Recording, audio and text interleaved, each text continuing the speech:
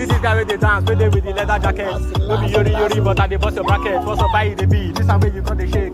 You dey feel like man, you know say me, I know the rig. See the guy got the dance. You dey feel the way me say I come here to the yarn. Show them say you sabi, show them say you say you man. Hey, no be lie, see the boy with the man. Hey, I see my guy normally I come to drop bars, something way be top notch. I don't dey shake the guy, he's up on a shop vlog. Everybody they feel I'm the way and they drop some. The guy don't they smile, feel like say your head is on ball. He said he they feel the way I just they go, the flow is dope. He said he don't they feel I'm on the low. I savage on the beat, you know say me step on a bad. Who be this your fight baby like this ready for your band? Fine girl, what's up? If I come now, make we talk now. I know say you self you play with man, but make it no come be like say me self go for your hand. Make we interact one on one, you they get them out. But this your girl she fine, be like say you pack it down. But everybody don't they feel am, they know say he bad. Everybody don't they see them, know say yes he do. Collect the vibe, my guy, you self God you know you joke. Collect the vibe, make it no come they make me hanging. It's not like they don't know that yeah the thing is banging. I like the guy because he be loving ham sounding. Everybody they see him, they know say the thing they boss. This the way everybody they carry babe come. Also find me one babe now so that I go drop it. No, this one are your babe. All those catches you know say me self I don't want to make it. Make it no come be like say me self I come here come they toast. When I go come stop me for the road, come they ask me how far waiting come they walk me. All those catches are waiting me self I don't want on the low.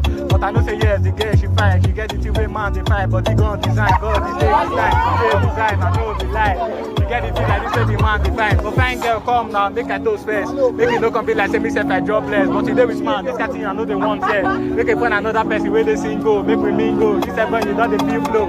Savage on the beat, you know it's still dope. They don't they clap for me, they don't they feel the boss. Hey, fine girl, what's up? This one way they call you Gadus. Come now, make me now, come now, make me see.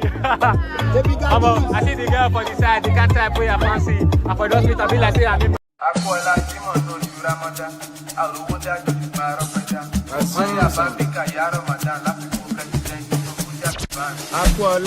Aku Ramadan, àròwó dájọ́ ṣùgbọ́n arọ́pẹ́dá. Mọ́rí àbábíkà yá Ramadan, gbogbo ẹnu ló máa gbẹ bí àsìkò Harmattan.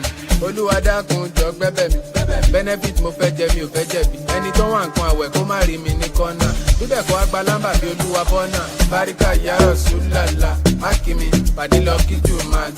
Bẹ̀rù Ọlọ́run tákùlà, láìlà ìlàlà. Báríkà yá Rasulullah, mákìmí, lọ kí Jùmọ̀. Bẹ̀rù Ọlọ́run tákùlà, láìlà ìlàlà. Àwẹ̀ tán ojú tajọ̀sán, Ọlọ́run ló mọye ládá 30 bag. Nothing should tamper with my ego, èmi mo lẹ̀sìn mi sẹ́ mo lè fi brag. Ẹgbẹ́ Ọlọ́run tóbi, Allahu Akbar. Ẹyọ̀ ń bá nábì, sallallahu alayhi wa sallam. Olúwa ló ń ṣọ́ wa, àwa ò ní ìdí ajá. Tí Fọlárìn bá mú bí ìtàyà bí ti ajá. Torí ìdí gan lébè wọ́n fẹ́yìn bíìtì àwa. Fùrọ̀ tí ò bá ti tóbi tó fùrọ̀ ìfánà kò lè fíríkì àwa, kò dẹ̀ lè fíìtì àwa. Tinúkẹ́ ń tó pìtì, ó ń gbé màlúmi tì.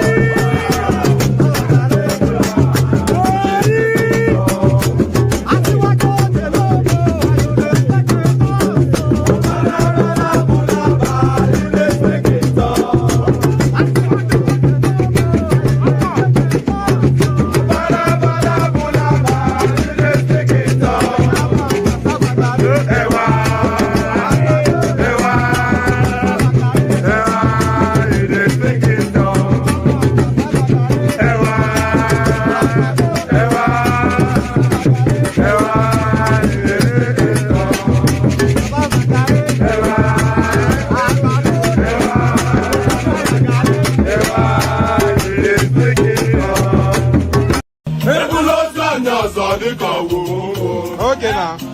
To person between my pen. I see. I see Panamata, the wedding forget me. Okay.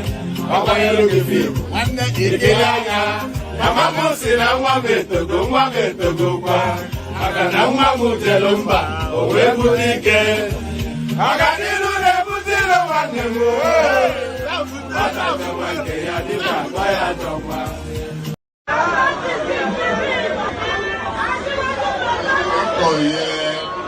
Láàrin tí fẹ́ kọ orin àyájọ́ ni wọ́n dìde wọ́n pínlẹ̀ ogun oyin tí mo rí ká bá mi wáyé dà ká ní kó bá mi wá.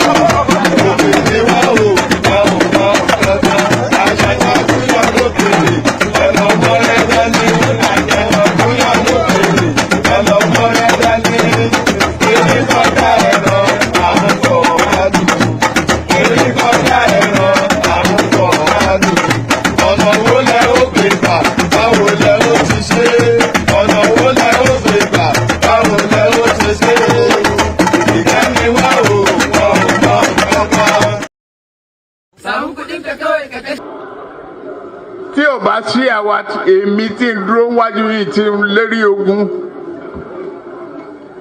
tí ní òkè Buhari nìṣó ká máa bá lọ.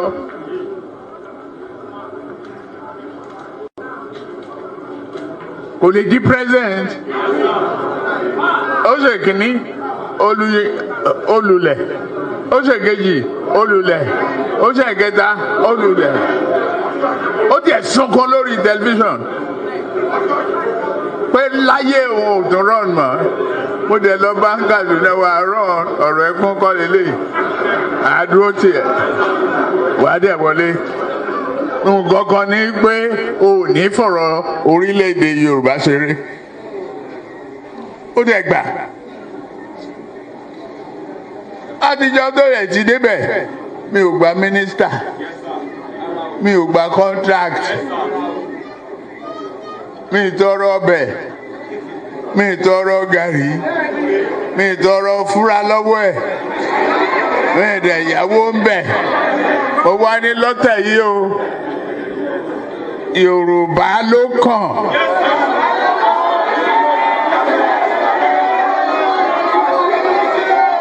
Tá a bá dẹ̀ sa Yorùbá náà, èmi ló kàn.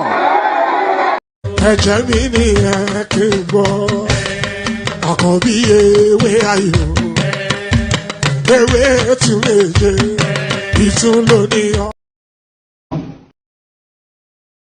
I'm going to be president of this country, whether you like it or not, and I will preside over the affairs of this country, including presiding over you. I think you must start adjusting to that reality. The sooner you do that, the less chest pains you'll have when that reality comes. Ẹ̀jẹ̀ mi ni ẹ kí n gbọ́, àkọ́bí ewé ayò, ewé tún lè jẹ, ìtún ló ní ọtún ẹ ṣe, ìfà ló ní kan fà ẹ mọ́ra, àìbínú gbogbo àtàrẹ, gbogbo méjì ọkà bàbà, gbogbo mẹ́ta ọkà wáṣẹ́, orí ló túmọ̀ ẹnu, gbogbo ọ̀nà ní túmọ̀ ẹsẹ̀. Akọni ìmọ̀ tú ìmọ̀ ọjọ́, ìmọ̀ èmi ni wọn kì í dálẹ̀. Wọ́n bá lọ mẹ́lẹ́mọ́, wọ́n á fi jóye ẹlẹ́mọ́. Akọni wọ́n bá lọ gbé fèrè, wọ́n á fi jóye ẹlòkò. bọ́wọ́ wọn bá tẹ̀lé wọ́n á fi jòyè aláre àwọn mẹ́tẹ̀ẹ̀ta parapọ̀ wọ́n wá jọ ń pẹ́ mọ́ ẹ̀ẹ́mọ́ olóko jẹ wọ́n ń pa Akíntọ́lá ọmọ Ògún wọ́n ń pàdé ìyọ̀dà ọmọ àtàlàbọ̀bà àkọ́bí wọ́n ń pàdé ṣàtàdàdẹ ọmọ ọba Ìjẹ̀bú Mèrè aṣíwájú odò gbólùkẹrẹ ajagun lólòdì ọ̀run tó bá ṣe pé tìyẹ tó bá ṣe pé tìyẹ lọ́ bá ń darí jọ wí àgbèrò ni kò ń gbọ́wọ́ ọ̀bọ ti ṣìgìdì máa gbé àgétì ló máa ń gbé àyàn ti ìlàyàn ewúrẹ́ ọlọ́run dákun má padà lẹ́yìn ẹ̀ kó má gbàgbé ọ̀rọ̀ tẹ́ aṣíwájú ọlọ́run dákun má padà lẹ́yìn ẹ̀ kó má gbàgbé ọ̀rọ̀ tẹ́ àkọ́bí ọlọ́run dákun má padà lẹ́yìn ẹ̀ kó má gbàgbé ọ̀rọ̀ tẹ́ ọkọ̀ olúrẹ̀mí ọlọ́run dákun má padà lẹ́yìn ẹ̀ kó má gbàgbé ọ̀rọ̀ tẹ́ òdòlé sọ bẹ́ẹ̀ gómìnà sọ bẹ́ẹ̀ dẹ́pútì sọ bẹ́ẹ̀.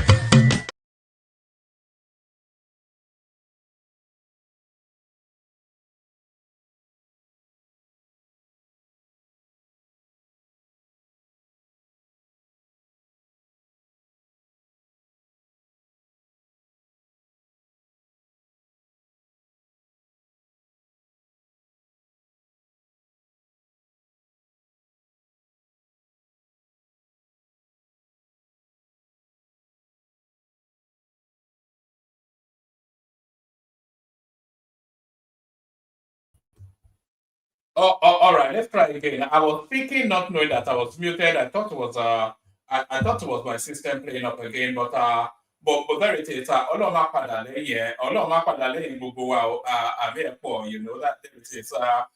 Ọlọ́run, may God never depart from you is what that means for the non-Yoruba speaker. So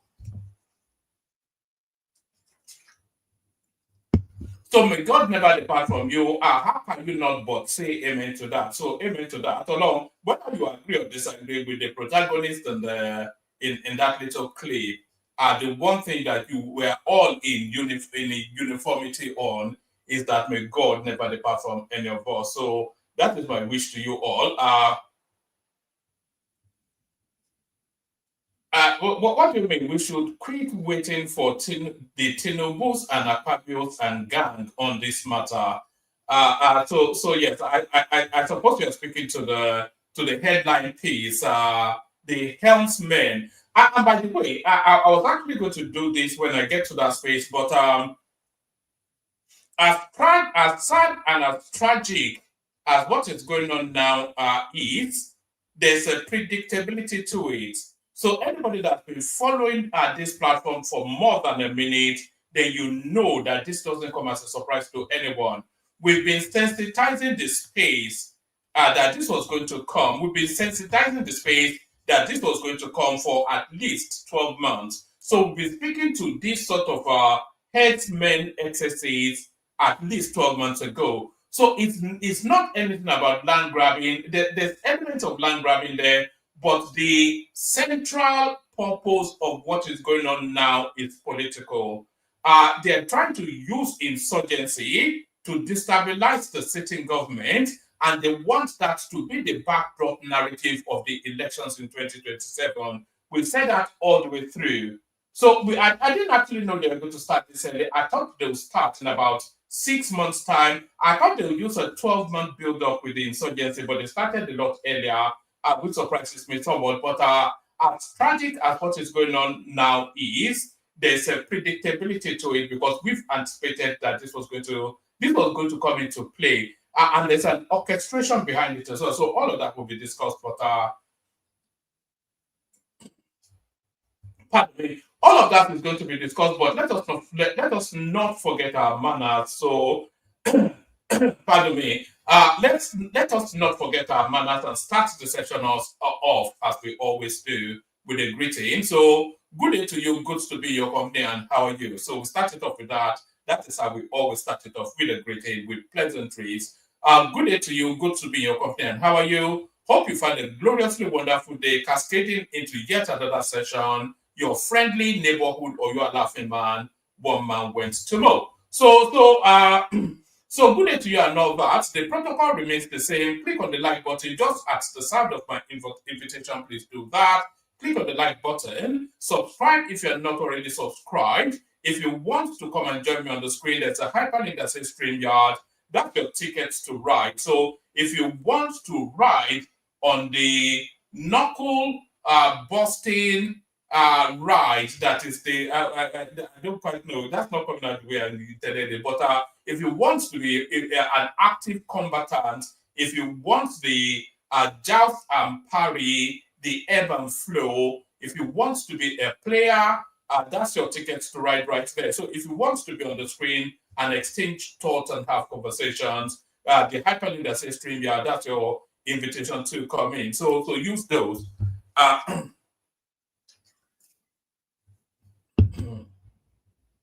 say use those because we are streaming to a multitude of platforms.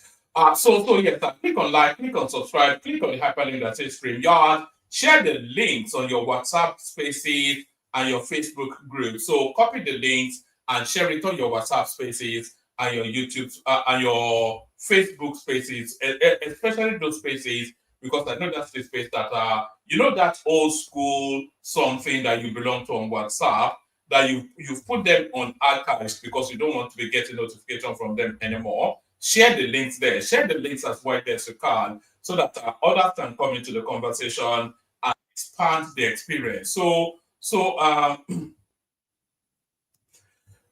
by the way, so all that. Let me actually bring this guy up. Ade, on mute. Ade. Hi, woman. Hello. Are you new here? I only brought you on because I don't think I'm familiar with your name. Are you new here? Yeah, I was here sometimes last year. It's a long time, but I tried to follow for the background. All Yeah, right. I've been here once or twice. I think last year or even 1.5 years ago. Yeah. All right. Brilliant. Good to have you back. Let me set you to the background. Let me set the stage. I'll bring you back on, and then we have a conversation. So that's Ade right there. So thank you, Ade. So like I said, click on like, click on subscribe, click on the hyperlink that says StreamYard. Share the links on your WhatsApp, Facebook spaces, all of those spaces. Share them, and of course, super chat towards the stream. We must insist that you continue to super chat towards the stream. That is the lubricant that lubricates everything. So do all those things. Like, share, subscribe. Click on the hyperlink that says StreamYard to come and be an active combatant. Super chat towards the stream. So those are our go-to. So we go there. So now, yes. I'm hopeful then that we'll have a long and an involved conversation about the goings on in Benue State. But then it's not just the goings on in Benue State, because as it goes on in Benue State, we're also hearing reports from Enugu, from Benin, and certainly from spaces within Yoruba land. So it's the nationwide sudden upsurge in insurgency. So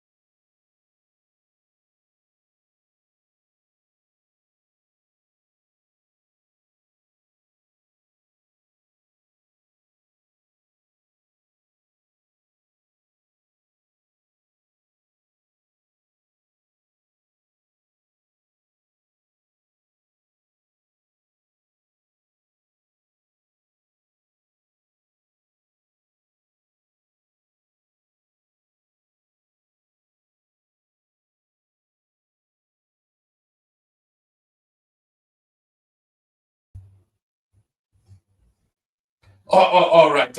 I hope you're not getting into this culture of me being bounced off the screens. But there it is. I was bounced off the screen just then. So I hope you're not getting into that culture. But let me just launch straight into it. So we said like, share, subscribe, and all that.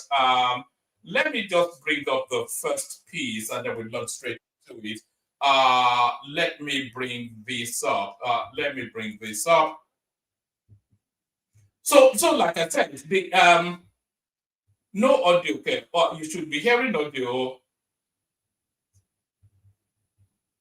Well, is it not Enugu? What have I said that is wrong? Enugu is Enugu now. Have you Enugu Kwemiji is on? What's going on here? Hold on. Yes. Sorry. There's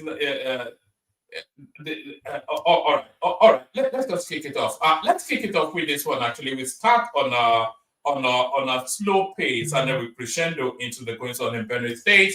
CSO asked Tinubu to probe Kyari's tenure as NNPC's GCEO. So that's the Group Chief Executive Officer. It will be a sacrilege if Tinubu does not probe that guy. It will be a sacrilege. So much is told. CSO asks Tinubu to probe Kyari's tenure as NNPC's GCEO. But it cannot probe him, of course. It's not even probing him yet. They are already launching insurgency at him. If he probes him, then they'll just burn the country down one day. The National Transparency Network has called for a probe into the financial... let's do that again. The National Transparency Network has called for a probe into the financial records of the Nigerian National Petroleum Company, NNPC Limited, during the tenure of Mele Kyari, the former Group Chief Executive Officer, GCEO. On April the 2nd, President Bola Tinubu removed Kyari as the GCEO of the National Oil Firm and named Bayo Ojulari as his replacement. Defending the decision, the president cited the need for enhanced operational efficiency, restore investor confidence to make the NNPC more commercially viable. So that's a damning indictment right there. We discussed it actually when this came out, when Kerry was removed and replaced. But the reason they cited, they said they wanted enhanced operational efficiency. So Kerry has been running that parastatal now, I think six years to a decade. So if the operational efficiency, if it's operationally inefficient, then that is a damning indictment on his tenure. And if they're saying they're removing him in order to restore investor confidence, that is to tell you that he was no good. So that then opens the grounds then for this request for a probe into the affairs of NNPC. And they stole a lot. So, do you remember when they were telling us they were subsidizing about 100 liters of petrol every day, or 100 million liters of petrol every day? And Lamido Sanusi, the now emir of Kano, wasn't the emir at that time. He was then alarming that, are we drinking the thing in countries twice as size, like Indonesia, etc., when they have 3 times, 10 times the vehicular movement, and they have a thriving industry, they don't use that much. But Mele Kyari was telling us then that we were paying subsidy on 100 million liters of petrol every single day. But now that subsidy has been removed, it's now been established now that our consumption is round about the 30 million thereabouts. So Kerry should be probed. It'd be a sacrilege if it wasn't. It'd be an indictment on the Tinubu administration. That means they lack the testicular fortitude. If that guy is not probed, it will be a sad indictment on the state of Nigeria. That is to say that some people are above the parapet in terms of accountability. From the top again, this time I feel the National Transparency Network has called for a probe into the financial records of the Nigerian National Petroleum Company, NNPC Limited, during the tenure of Mele Kyari, the former Group Chief Executive Officer, GCEO. On April the 2nd, President Bola Tinubu removed Kyari as the GCEO of the National Oil Firm and named Bayo Ojulari as his replacement. Defending the decision, the president cited the need for enhanced operational efficiency and to restore investor confidence to make NNPC more commercially viable. So, speaking at a press conference on Thursday, Fabian Okwialu, the group's coordinator, said the reform of the company. Speaking at the press conference on Thursday, Fabian Okwialu, the group's coordinator, said the reform of the company cannot be complete without thorough accountability of previous leadership. He said the billions of naira expended in the refurbishment of Port Harcourt and Warri refineries should be investigated. Nigerians were led to believe that these funds allocated by the Buhari-led administration in 2021 were intended for a comprehensive overhaul, he said. Okwialu claims that the Port Harcourt refinery has not met the demands of Nigerians. We appeal to the media to amplify this call and maintain pressure on the authorities. Likewise, we urge all stakeholders and groups to lend their voices to this cause for a better Nigeria, he said. It is only through our collective vigilance that the heart of our nation can be preserved from kleptomaniac interest. So it's been a while since I heard that word they use actually, kleptomania. Is what we used to say in Yoruba land, kleptomania. Okwialu added that an investigation into the spending of NNPC in recent months would enhance accountability in the entity. So yes, it would be a sacrilege, like I said. It would be an act of sabotage if Tinubu does not investigate Military, even if they put the veneer, just the appearance of a probe, even if it's a sham one, they have to probe his tenure. It did so. It was so shady that period in time within Nigerian experience. I'm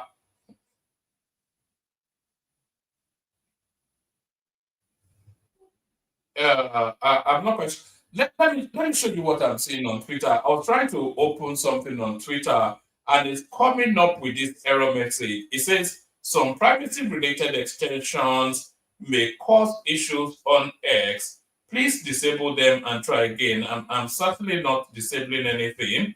I was on X just a moment ago, so I'm not quite sure.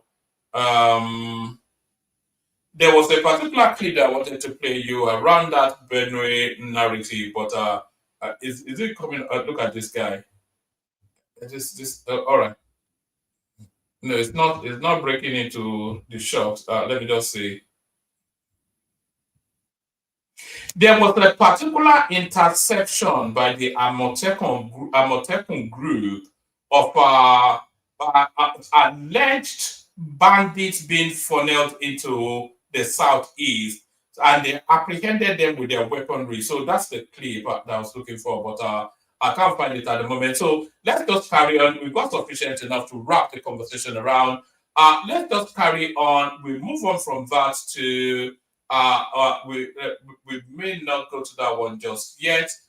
Let's go to this one instead. So this one still wraps around this this narrative of nepotism, cronyism, that what's it called? The one from Borno State, Ali Ndome, that he highlighted, and people are now picking up and making hay out of. Shehu Sani sent message to Tinubu over key appointments. Don't turn power into ethnic monopoly. So there's been sufficient enough information now released by the government to let us know then that the appointments are actually they are not even weighted towards the southwest. The appointments that Tinubu has been making throughout its administration so far, they weigh more towards the north. So that narrative is actually dead on arrival. So I'm not quite sure why they're still trying to embellish it, but that narrative already been dealt with. So let's go. Yes, let's just take. We'll take a little song of that because we don't have an abundance of news. I was just looking for what am I even looking for? So we take a little. Do you know what a soup song is? You think I just make up these words, don't you? Do you know what a soup song is? If you know what a soup song is, tell me in the comment section. Sheikh Sani sent message to Tinubu over key appointments. Don't turn power into ethnic monopoly. So he's just latching onto that storyline, isn't he? A former lawmaker representing Kaduna Central at the National Assembly, Senator Sheikh Sani has bemoaned what he described as the practice of most African leaders who tend to fill important positions with people of their ethnic group once they assume power. Speaking as a guest on Thursday's edition of Channel Television's Politics Today, Sheikh Sani, I actually have his number. I've been trying to persuade him to come on. He nearly did, but now it's so difficult to reach. Now, I'll try and reach him again. But, once I'm in a settled space of our minds in terms of what's going on around me, then we start to go back to our normal sequencing. There's an array of our guests that are going to come on, but I'm just not in the space at the moment to bring them on. Speaking as a guest on Thursday's edition of Channel Television's Politics Today, Sheikh Sani advised President Bola Tinubu not to toe the same line. So why are you advising him when in practice he has not? So I'm not quite sure. It's just a ridiculous thing. I was saying that President Asiwaju, his name is not Asiwaju, by the way, so he can't be President Asiwaju. Asiwaju is a title, and President is a title too. So you can't title and then title. So is it that President Tinubu or Asiwaju Tinubu or the Jagaban? You can't say President. His name is not Asiwaju. I don't know quite. But anyway, from Kaduna State, what does he? I would say that President Asiwaju should also be very careful. He should not toe that line because it has been in African political geography that each time a person takes over position of office, he fills the major positions with people of his ethnic group, and it is happening everywhere. So yes, that doesn't really apply in the Nigerian situation. So people who find themselves in power should see it as an opportunity to serve, not as those who have conquered, and as such, they have to put their people everywhere. I wonder if he rendered that advice under the Buhari administration. Correspondents reported that President Tinubu in recent times has been criticized by many Nigerians, including opposition political leaders and even some top political figures within his own party, the All Progressive Congress APC, over what they perceived as lopsided appointments by him. They accused the president of appointing majorly those from his Yoruba ethnic group into key offices in his government, an accusation the presidency has continued to deny. Correspondents recall that speaking on Arise TV's prime time program on Monday, April the 7th, Ali Ndume, the senator representing Kogi South, said Tinubu's appointments have not reflected the diversity mandated by Section 14, Sub 3 of the Nigerian Constitution. However, the Special Advisor on Information and Strategy to the President, Bayo Onanuga, replied to him in a statement accusing the lawmaker of hypocrisy and misinformation. Speaking of the development, Sheikh Sani, when he was on China's television, so it's now come to something now that journalism now is to then report what is already being reported on another platform. So they cannot even make their own. So these guys just sit in their offices, watch Channel television. I don't think they even type it. They just get some voice sampling something to write it out, and then they publish it as a publication. Journalism is dead in Nigeria, as we all know. If the people we're celebrating now are people like David Undeyi and Rufai Osedi, contrast that with people like Tai Sholani, and then that tells you that journalism is dead in Nigeria. Speaking on the development, Sheosani, when on China's television political program, condemned the hypocrisy of some opposition politicians whom you know that Sheosani, by the way, he has now crossed over to APC. I think he did that about 2-3 weeks ago. Speaking on the development, Sheosani, when he was on China's television, politics, or whatever, condemned the hypocrisy of some opposition politicians, whom he said kept quiet when the lopsided appointments were perpetrated by people from their own ethnic group, but suddenly found their voice when it's done by someone from a different ethnic group. I would appreciate the morality of the opposition if I can hear your voice when your own man from your own tribe, from your own ethnic group, were perpetrating those evils and you stood against it. And when you kept quiet, when it favored you, and now you speak out when it doesn't favor you, it means you have other intentions. So that shows then I don't know, speaking Bula Balu, it doesn't apply in this instance, it's more of the thing. It doesn't apply in this instance, it's more the thing, because the appointments of Tinubu have been published and everybody can see that there is no lopsidedness there. In fact, it lopsides to the north more to it. So let's go on from that today. Do we want to go into? I want us to go to Benue latterly. So is there anything else before we go to Benue? Oh, let me bring you this storyline. Do you remember that very pretty girl that apparently killed her sugar daddy? We're going to that storyline. So that very pretty girl that killed her sugar daddy, Chidema something or the other, the Unilag girl. So she's back in the news. Chidema breaks silence, tells court how she found Super TV CEO Usifo Ataga dead. So now there's been sufficient enough time that's passed for the storyline to now change, because the storyline at that time when this incident happened was that they caught her red-handed, but she now seems to have somewhat perfected the storyline. Chidema breaks silence, tells court how she found Super TV CEO Usifo Ataga dead. We covered this at that time. So now let's now see what new inflection she's trying to put on it, what new spin she's trying to put on it. Chidinma Ojukwu, the prime suspect in the murder of Super TV CEO Michael Usifo Ataga, today, April the 17th, recounted how she discovered Ataga's lifeless body in a short-let apartment in Lekki on June the 15th, 2021. So this is how the high-ups, I wouldn't even call them high-ups, so because these are new money, and the way new money behaves is always in this manner. So these are people, this is the first flush of wealth, you know. So when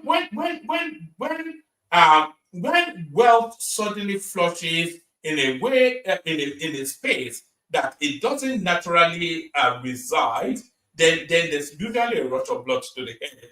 So I wouldn't say even this is how the rich people live, because they don't really constitute rich people. This is just new money indulging in excesses. Chidinma Ojukwu, the prime suspect in the murder of Super TV CEO Michael Usifo Ataga, today, April the 17th, recounted how she discovered Ataga's lifeless body in a short-let apartment in Lekki on June the 15th, 2021. Testifying before Justice Yetunde Adesanya of a Lagos High Court sitting at Tafawa Balewa Square, the former 300-level mass communication student of the University of Lagos said she had returned from buying food and juice, knocked repeatedly without getting a response, then pushed the door open, only to find blood on the floor and Ataga lying lying motionless rather, in a pool of blood.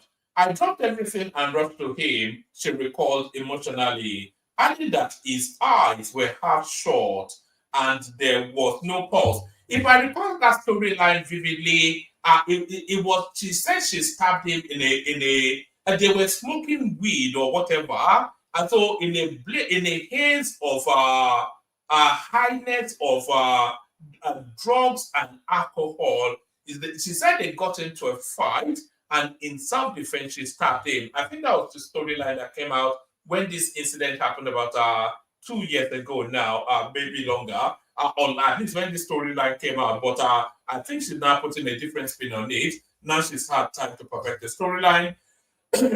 Pardon me. Testifying before Justice Yetunde Adesoya of a Lagos High Court sitting at Tafawa Balewa Square, the former 300-level mass communication student of the University of Lagos, said she had returned from buying food and juice, knocked repeatedly without getting a response, then pushed the door open, only to find blood on the floor and a tagger lying motionless in a pool of blood.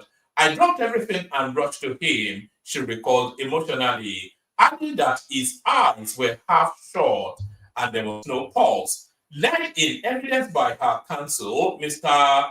Onwuka Egu, Chidinma recounted her relationship with Ataga, which began in November 12. You know, people that graduated South Youth Corps already and set about life already now. 2021, she's been in court, you know, and she was 300 levels. So that's to say, she'd have finished a year later, done her youth service the year after, and then to, you know, so 2021, 22, 23, 24. So that she'll be 2 years in the labor market now as a graduate, but for this incident, the life and times of a Ron's girl. So this is it. I dropped everything and rushed to him, she recalled emotionally, adding that his eyes were half shut and there was no pulse. Led in evidence by her counsel, Chidinma recounted her relationship with Ataga, which began in November 2020. Chidinma mentioned that they met through a mutual friend, Finyi, who was dating Ataga's friend, James. She described Ataga as kind and supportive.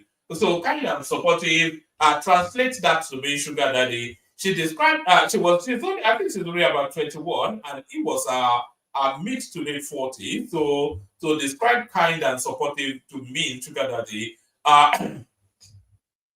Left in evidence by her counsel, Chidinma recounted her relationship with Ataga, which began in November 2020. Chidinma mentioned that they met through a mutual friend, Finyi, who was dating Ataga's friend, James. She described Ataga as kind and supportive, claiming he paid her school fees and helped finance her cosmetics business.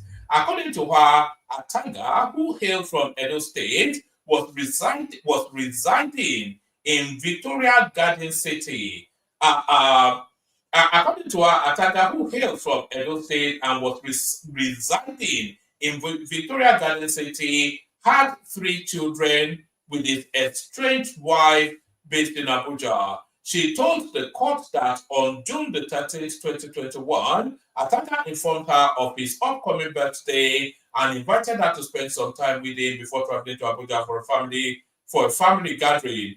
Due to ongoing renovations at his VGC residence, he suggested booking a hotel or short-let apartment in Lekki, where he had scheduled meetings. She said Chidinma stated that she found a short-let apartment at 19 Adewale Street off Ologolo Road, Lekki, which Ataga approved. According to her, they met there that evening, went out to eat at Ango Villa restaurant, bought wine, and returned to the apartment to eat, drink, and smoke. So like I said, it's very much an Igbo-induced something. She told the court that on June the 14th, they woke up late and Ataga allegedly asked her to contact her suppliers for loud. So loud is an acronym, it's a street slang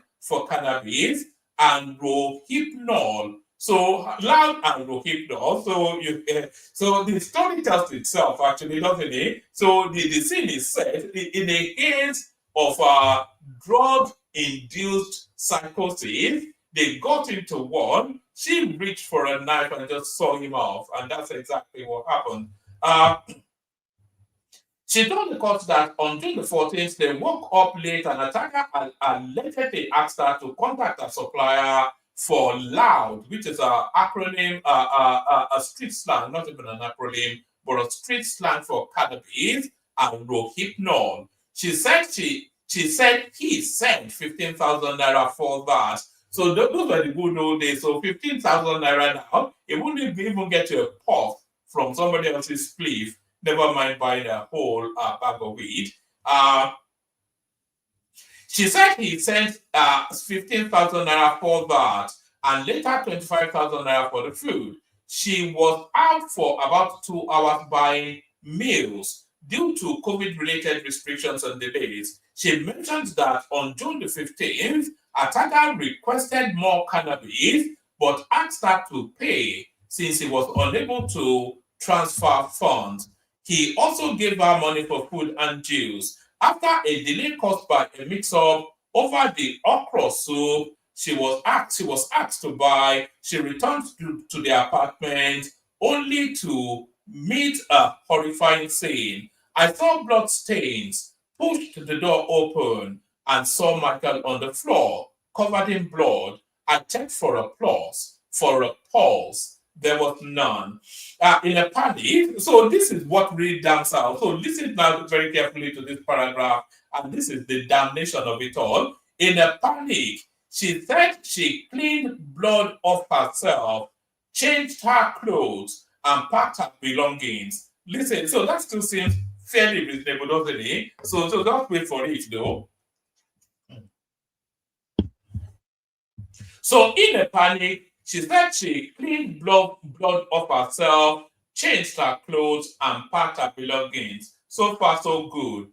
Including a brown envelope containing Ataga's bank statements, ID cards, and documents belonging to one Mary Johnson. She also took some jewelries before leaving the apartment in a car. So that just tells you it's a wrongs girl narrative gone sour today. The case has been adjourned till April the 28th, 2025 for the continuation of the trial. So those are just the travails of a wrongs girl. The travails of a wrongs girl. So the travails of a wrongs girl. So let me bring you this one and then we get into the Benue situation. This is a recantation then of they keep saying, what has Tinubu done? What has Tinubu done? He has done he has done more than any president in the history of that country, and everybody is visual now. What he's doing is so visible that it's undeniable. You know, it is visibly doing it via the portal of Dave Umahi. And this is the acknowledgement from the north. This comes from our Sokoto blog. Nigeria, never in Nigeria's history have so many road projects been going on simultaneously. The Lagos-Calabar Coastal Highway is progressing. The Sokoto-Badagry Expressway is being constructed as we speak. President Tinubu has just approved 777 billion to complete the 700 kilometers Abuja-Kaduna-Zaria-Kano Road, of which work is ongoing. The Abuja-Lokoja Benin Road has also resumed construction. And these are not things that are in plan, no. These are things that are being done. Do you understand? So they're not planning to do it, they are doing it. This is what is going on. Meanwhile, the East-West, we saw the governor of Eastern state that told a PDP governor that told Tinubu that he has to return back to office in 2027 because he has to complete all these roads. Meanwhile, the East-West road is currently advancing, even as the federal government has commenced the construction of phase 2B of the access road to the second Niger Bridge. Then the Akwanga Jos Bauchi Gombe Road is being reconstructed. As we speak, road construction is ongoing in 75 roads across 25 states of the Federation. This has never happened in Nigeria's 65 years history as an independent nation. So Nigerians, please think. Do you want to, so I think this is a campaign piece actually. So Nigerians, please think, do you want to replace a president who is granting your unprecedented access with one who spent 8 years as the governor of Anambra State and did not build a single nursery, primary or secondary or university, or an El Rufai who served for 8 years in Kaduna and turned the state into the bloodiest place on earth. Follow who know road and how to build them. So, no, okay, this is coming from Reno. I think this is coming from Reno. Okay, so that's Reno Mokri right there. I think somebody just copied it over from him. So that's Reno Mokri right there. So now let's not go back to what is central to everything that's going on in the country at the moment. And let's pick it up from here. We are tired of digging graves for our people. Christian youths tell federal government over Benue Plateau killings. So this is it right here. I'm not quite sure. It's not the most intense that we've ever seen, but it's high up there. There was a time that they were killing in the hundreds on a daily basis under Buhari, and then that plateaued, that pulled back, but then it looks as though it's coming back again. But actually, before we get into the readings, let's pick it up actually from something that the former governor of Benue State said, because what he said sets the backdrop. It sets a background understanding of exactly what is going on. So let's pick it up then from this piece. This is from Tom, who was the governor of Benue State 2 years ago. We have chosen to say the truth. Even if we are going to die, let us die and let tomorrow appreciate what we said. And so, as far as I'm concerned, the federal government is complicit. The day they want this insurgency to finish, it will be done. Actively, they are working with Turkey, they are working with Saudi Arabia, they are working with everything to Islamize. But the real agenda is to take over Nigeria. And all these insurgents that you see happening is from Mauritania, is from Senegal, is from Cameroon, is from all over the place, trying to ensure that the indigenous people of this country do not have a say, but the Fulanis have a say. We are not against Fulani people. In government here in Benue State, I have Fulani people who are in my government. I have no issue about Fulanis, indigenous people. Everybody in this country, Nigeria, comes from somewhere. Even the Tea people, where I govern today as governor, they come from somewhere. But we have settled. Today, because of the rise in population, there is nowhere you can say that the Tea people or Benue people should leave Benue State to go to Cameroon. Where is the land? To go to where? Where is the land? And so this is the main problem that we're having in this country. If this government will appreciate and stop deceit against the people, we shall all work as a team. Nigerians, wherever we come, let us cohabit and live together. But where a particular ethnic group wants to take over the country and make some of us slaves, I can never be a slave to anyone. It is better I die and not be alive. I cannot be a slave to any Fulani man. Fulani should live their life. The Tea people should live their life. The Yoruba people should live their life. Hausa people should live their life. Every other person should live their life. But not making me your slave. So that's as far back as 2 years ago, maybe even longer, maybe even 4 years ago, when that place was a real hotbed of insurgency in Benue State. So what is going on now is nothing new. even though it's still equally as disturbing and as heart-wrenching, but certainly not anything new. And it's politically motivated as well. This is the set play of the politics of the North, which enraptures in however they are able to articulate. So some of them are speaking better language now, and a few intelligent voices coming out of that space. But for all of that, the overarch of their politics wraps around violence, and they deploy it strategically, politically, and this is the deployment of violence into the political space. We are tired of digging graves for our people. Christian youths tell federal government over Benue and Plateau killings. So it's not even just Benue, Plateau, it's all over the country, but the epicenter of it is always that space. The members and leaders of the Concerned Christian Youth Forum have condemned the attacks and incessant killings of residents of Benue and Plateau states. Speaking in Abuja on Wednesday, the group led by its convener, James Adama, said they are tired of conducting mass burials in these states. Adama said the growing spate of violence in the North Central region is a national tragedy that had continued to lead to the killings of innocent lives, the killing of innocent lives. What does that even mean? The killing of innocent lives. What does that mean? The taking, it should say, shouldn't it? The taking of innocent lives, including women and children. He also described the attacks as one which threatens the corporate existence of Nigeria as a country. He said, "We are tired of mass graves. We are tired of digging graves for our people week after week," Adama said. This human carnage must stop, and the perpetrators must be brought to justice without further delay.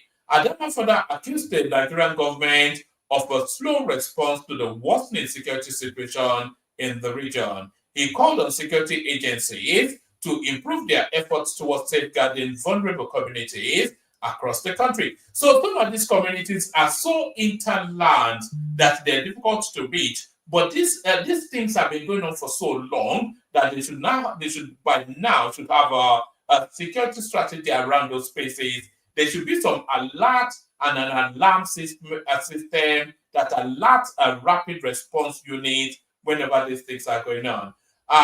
Also commending the gallantry of security personnel in the affected areas, the group stressed the need for urgent and decisive action from the federal government to restore peace and stability. This is not just about Benue and Plateau.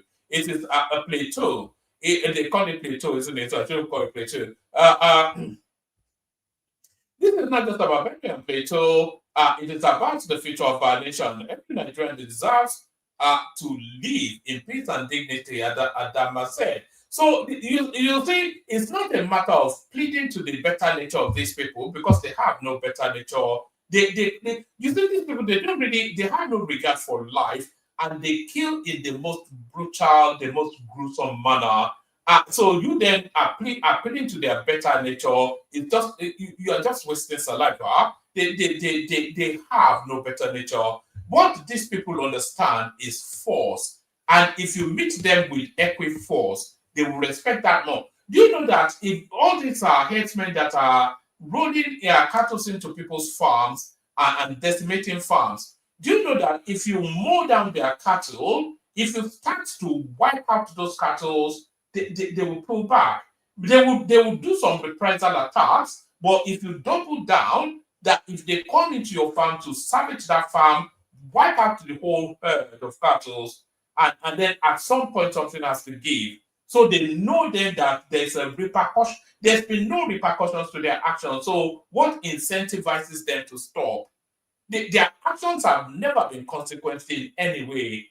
And then you continue to plead to their better nature. They have no better nature. You have to meet them where they live. And where they live is in a violent space.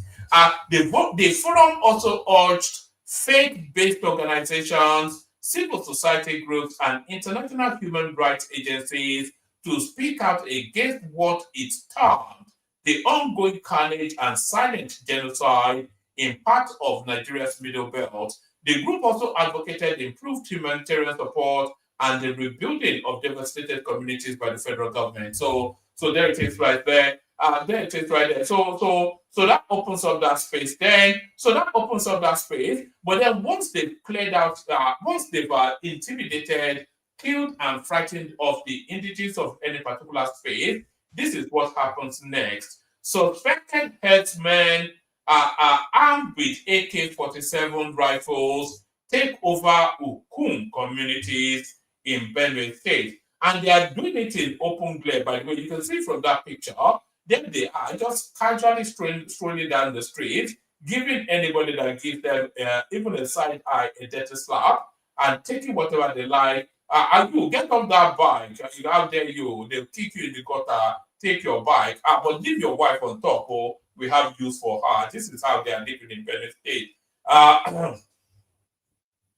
So this is the going on. I just want you to see that picture again. You can see them strapping the rifles all over them. And these people have no regard for their own life, which makes them really dangerous. But we in the South, we value life quite a lot. But these people have no regard either for your life, and probably even they are ready to die casually because their life has no real purpose. They're just the downtrodden urchins of their own community. These are people that they will fade away in their community anyway. They say, why don't you take this gun, go into the forest, go and kill these people, we'll get a whole bunch of money, and then you get paid off. So it's better than whichever life they were living, which was no life anyway. You see the Amateris all over the north, you just see them wasting on the streets. So their life has no purpose. And if you give them a gun, it just gives them an opportunity to say, I'll go out in a blaze and I'll have fun savaging these people. Suspected herdsmen armed with AK-47 rifles take over Ukum communities in Benue State. According to sources, the herdsmen armed with AK-47 stormed the community around 4:15 p.m. So I was even looking to say it was a.m. or right in the middle of the afternoon, early evening on Thursday. Government suspected to be Fulani herdsmen are currently invading some communities in the Ukum local government area of Benue State, correspondent gather. According to sources, the herdsmen armed with AK-47 rifles stormed the community around 4:15 p.m. on Thursday. Our lives are in danger this evening. Armed Fulani herdsmen, about 600 in number, have taken over our community this evening, a resident told correspondents. They are currently moving around the town in Ukum local government area of Benue State. No security personnel at all. Governor Alia didn't send security. They said operations will start soon once the herders have observed the place. I don't know what that means. The insecurity situation in Benue has been alarming in recent weeks with attacks from gunmen suspected to be herdsmen. Correspondents reported that the suspected herdsmen again unleashed terror in Benue, attacking 3 communities in Otupo local government area on Wednesday, just a day after 11 people were killed in a deadly raid.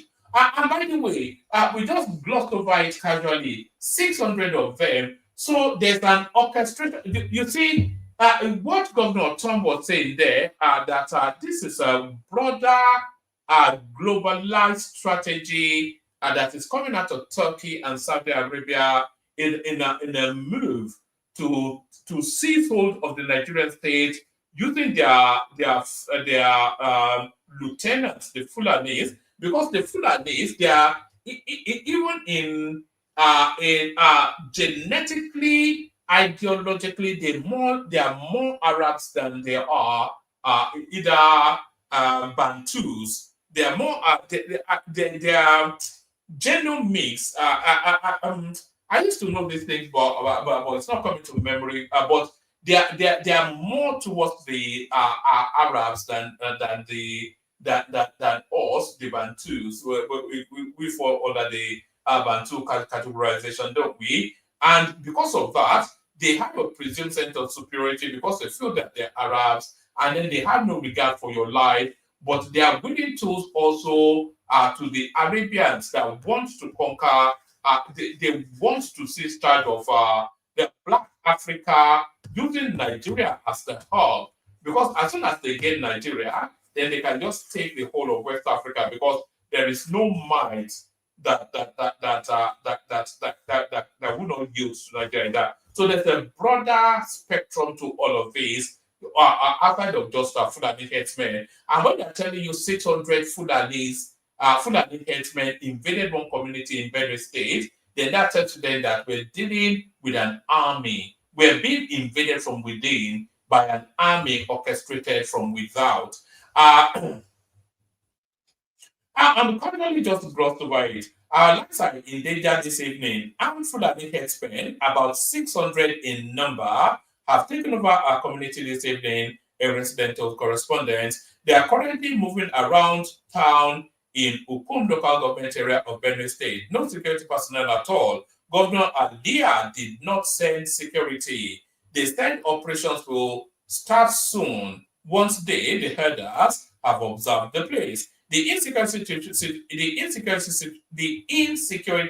situation in Benue has been alarming in recent weeks with attacks from gunmen suspected to be headsmen. Our correspondents reported that suspected headsmen again unleashed terror in Benue, attacking 3 communities in Otupo local government area on Wednesday, just a day after 11 people were killed in a deadly raid in Otobi community. The latest victims of the escalating violence were Emichi, Odudaje,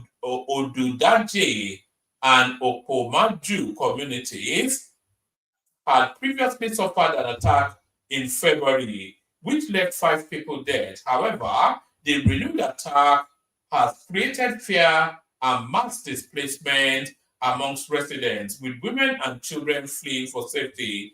Our local sources said the death toll from the fresh attack remains unclear, but several casualties are feared. So this is it now. It's just we're in trouble in that country, you know. I don't know quite why they're not. There's a lot to it. Or I was about to say I don't know quite why they're not responding to it, but there's an orchestration to it that is very difficult to respond to. You see, these people are nomadic people. They fleet in, they strike, and then they fleet out again. So they're already in and out before, and Nigeria is such a vast terrain and is under securitized in terms of security personnel that is almost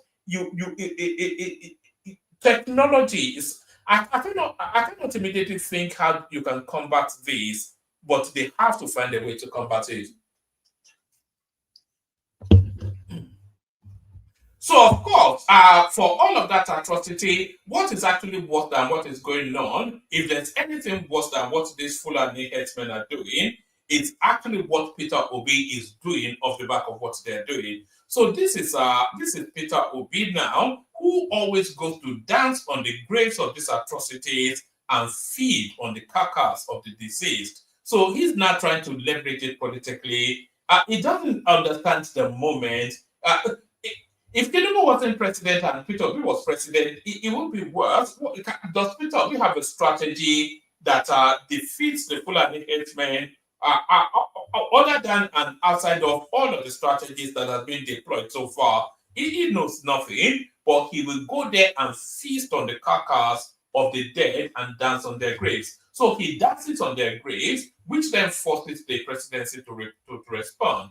Presidency reacts after Peter Obi's remark on Tinubu's stay in France. So We'll address this in a moment, but let's see what this has to offer for us. The presidency has assured Nigerians that President Bola Tinubu remains fully engaged with his responsibility. Bayo Ononuga, the special advisor to the president on information and strategy, in a statement on Thursday, said the president is committed to Nigeria's governance, even whilst away in France. The statement by Ononuga follows calls by Peter Obi, the 2023 presidential candidate for the Labour Party, and some other notable leaders over the president's stay in Europe. Obi was reacting to the killings of over 100 people in Plateau and Benue states, said it was wrong,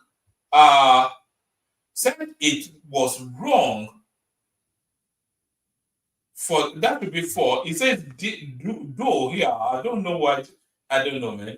Like I said, they use voice recognition to do a lot of these articles. Let me just read it how it should read.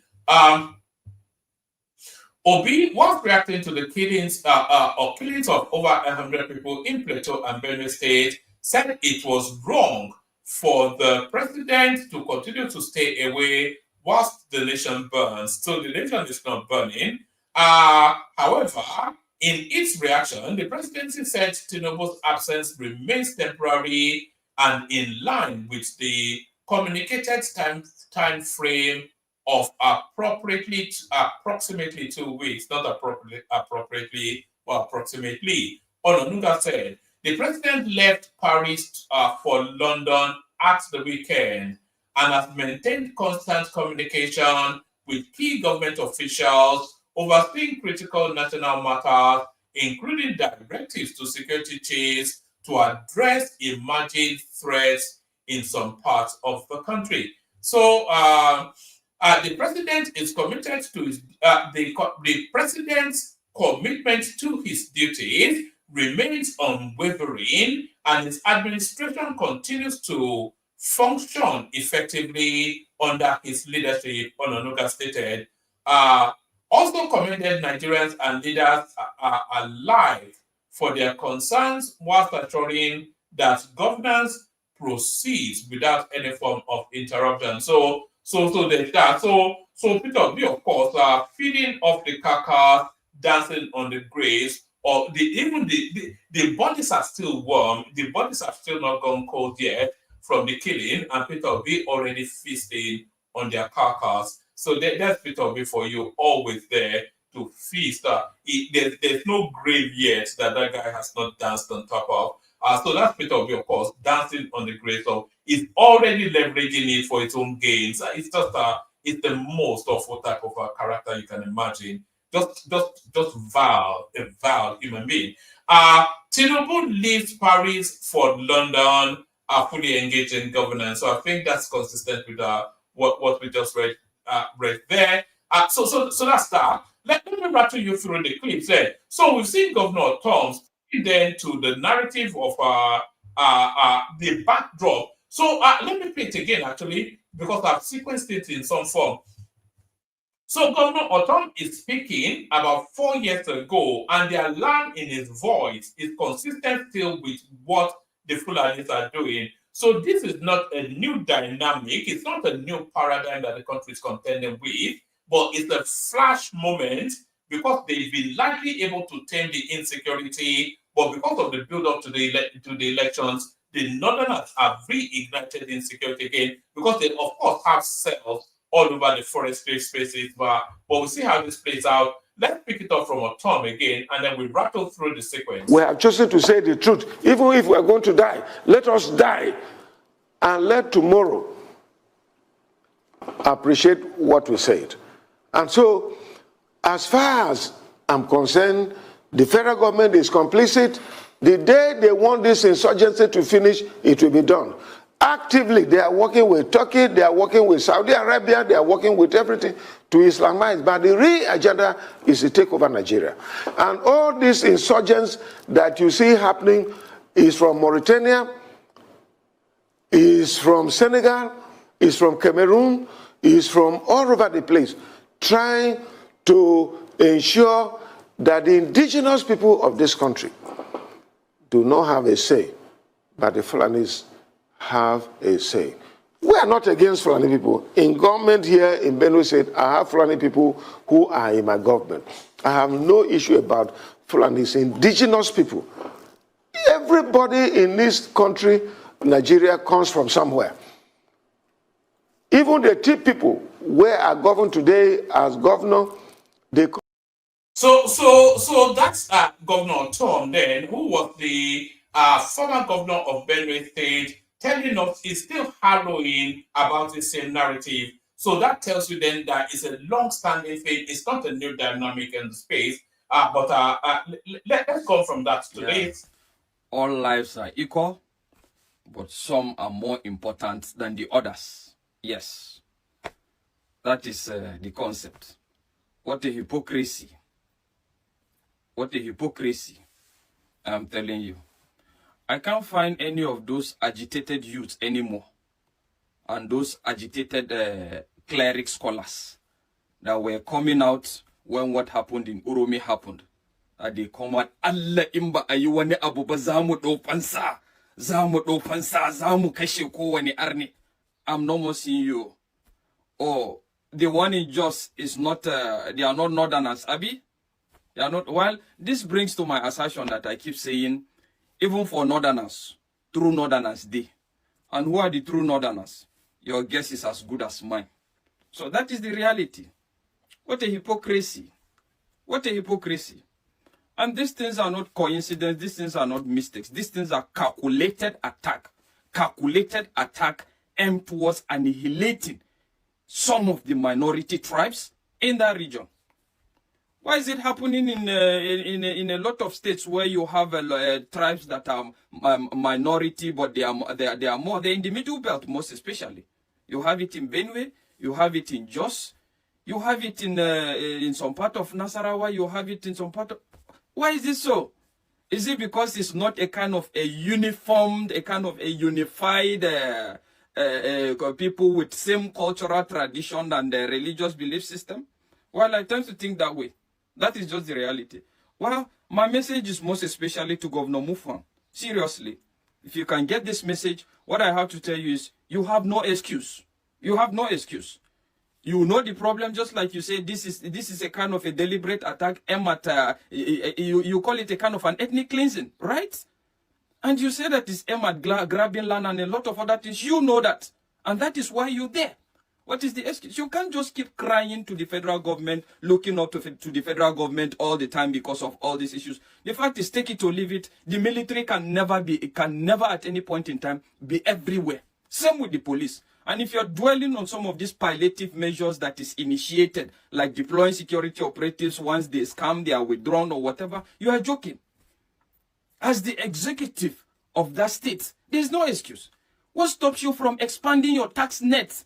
If the problem is the fact that you are deficient in terms of funding, you can actually impose a situation where people can actually be made to pay security levies, irrespective of where you are, to be channeled towards this unrest, if funding is your problem. But the fact is, a typical politician, just like you know in Nigeria, even when they get the funding, sometimes it's not used judiciously. And the fact is, till you come to the realization that it's only local solutions that will address this your problem, I'm telling you, nothing will happen. What's up with your state security outfit? How far? How has the performance been? What has been the recorded success they have had so far? And a lot of other things. You have to be able to extend this local security outfit, state security outfit into these remote areas. Bring up vigilantes. Recruit vigilantes in each of this community, and within your power, you can look at what civilian JTF did in Borno. Look at what the hunters, the success they have recorded in a lot of operations. So why can't you actually look towards that direction? It's not enough for your citizens to come and be crying, and you are crying. We condemn the act. We condemn the act. Well, if you feel like you keep condemning the act and you wait for palliative measures to come in and you think that will solve the problem, it's up to you. But the fact is, I keep telling everybody that gone are the days such issues happen in a region and people, all they can do is come to cry. The solution is within. The power lies within. There is no limitation. There is no restriction. If only you can see. So that is right there. That's the voice of frustration and fed upness. You know, the governor. I'm saying with the Tom as well. All they do is cry. If the governor is crying, then who do the populace look to for succor? You know, he just goes on television. They cry, cry, cry. You have to meet these people where they live, and they live in a place of violence. You know, there has to now be a system of alarm, you know, and an alert in all of these remote communities. So that in that community, and there has to be a rapid response unit as well for all these hotbed sort of spaces. In fact, there has to be a dedicated multi-agency security team for exactly this, that they have fleetness of movement that, and they can respond just as it's unbearable, but the Fulanis are glorying in it, of course, and rather than show contrition or even show empathy, they are peacocking and making demands. Watch this. Fulani organization in Plateau State, in the aftermath of the community invasion in Bokos that left many people dead, including women and children, issued a condition if peace is to reign in Plateau State, as yarned. We demand the immediate removal of Commander Sector 5 Operation Safe Haven, Bokos Colonel Dauda Majem, for bias, unprofessional military conduct, inciting violence, inciting religious intolerance and bigotry, incompetence and violation of military ethics and constitutional provisions. We are demanding for the disbandment of the notorious and anti-Fulani squad, the state security outfit codenamed Operation Rainbow, arrest and prosecute her operatives involved in killing, maiming, arresting, and displacing Fulani communities in Bokos local government. So that is right there. So doubling down on it, then that's the Fulanis making demands that if you want peace, get rid of your security. So the brazenness and the audaciousness of it, just like I said, they've been doing it for so long. There's been no consequence. So why would they not? He's on national television telling us then that if you want peace in a plateau, you have to do this, that, and that. Otherwise, we continue to kill you. So, about how is the plateau governance or the governance in that middle belt, how are they treating this matter? Watch this. These horrible, terrible fighters are in the front lines. They come and they kill any person, irrespective of ethnicity, on their way. So they kill them. All the residents run away. They go back a few weeks, and then they come in full-fledged for occupation. This is land grabbing. State Governor Hyacinth Alia reacts. A suspected herders attack Otobi community of Otukpo local government, killing 11, injuring several, and burning down houses, leaving the entire axis in panic. Yeah, we've lost 11 people. There are some villagers who are still missing. We're hoping that they will be found.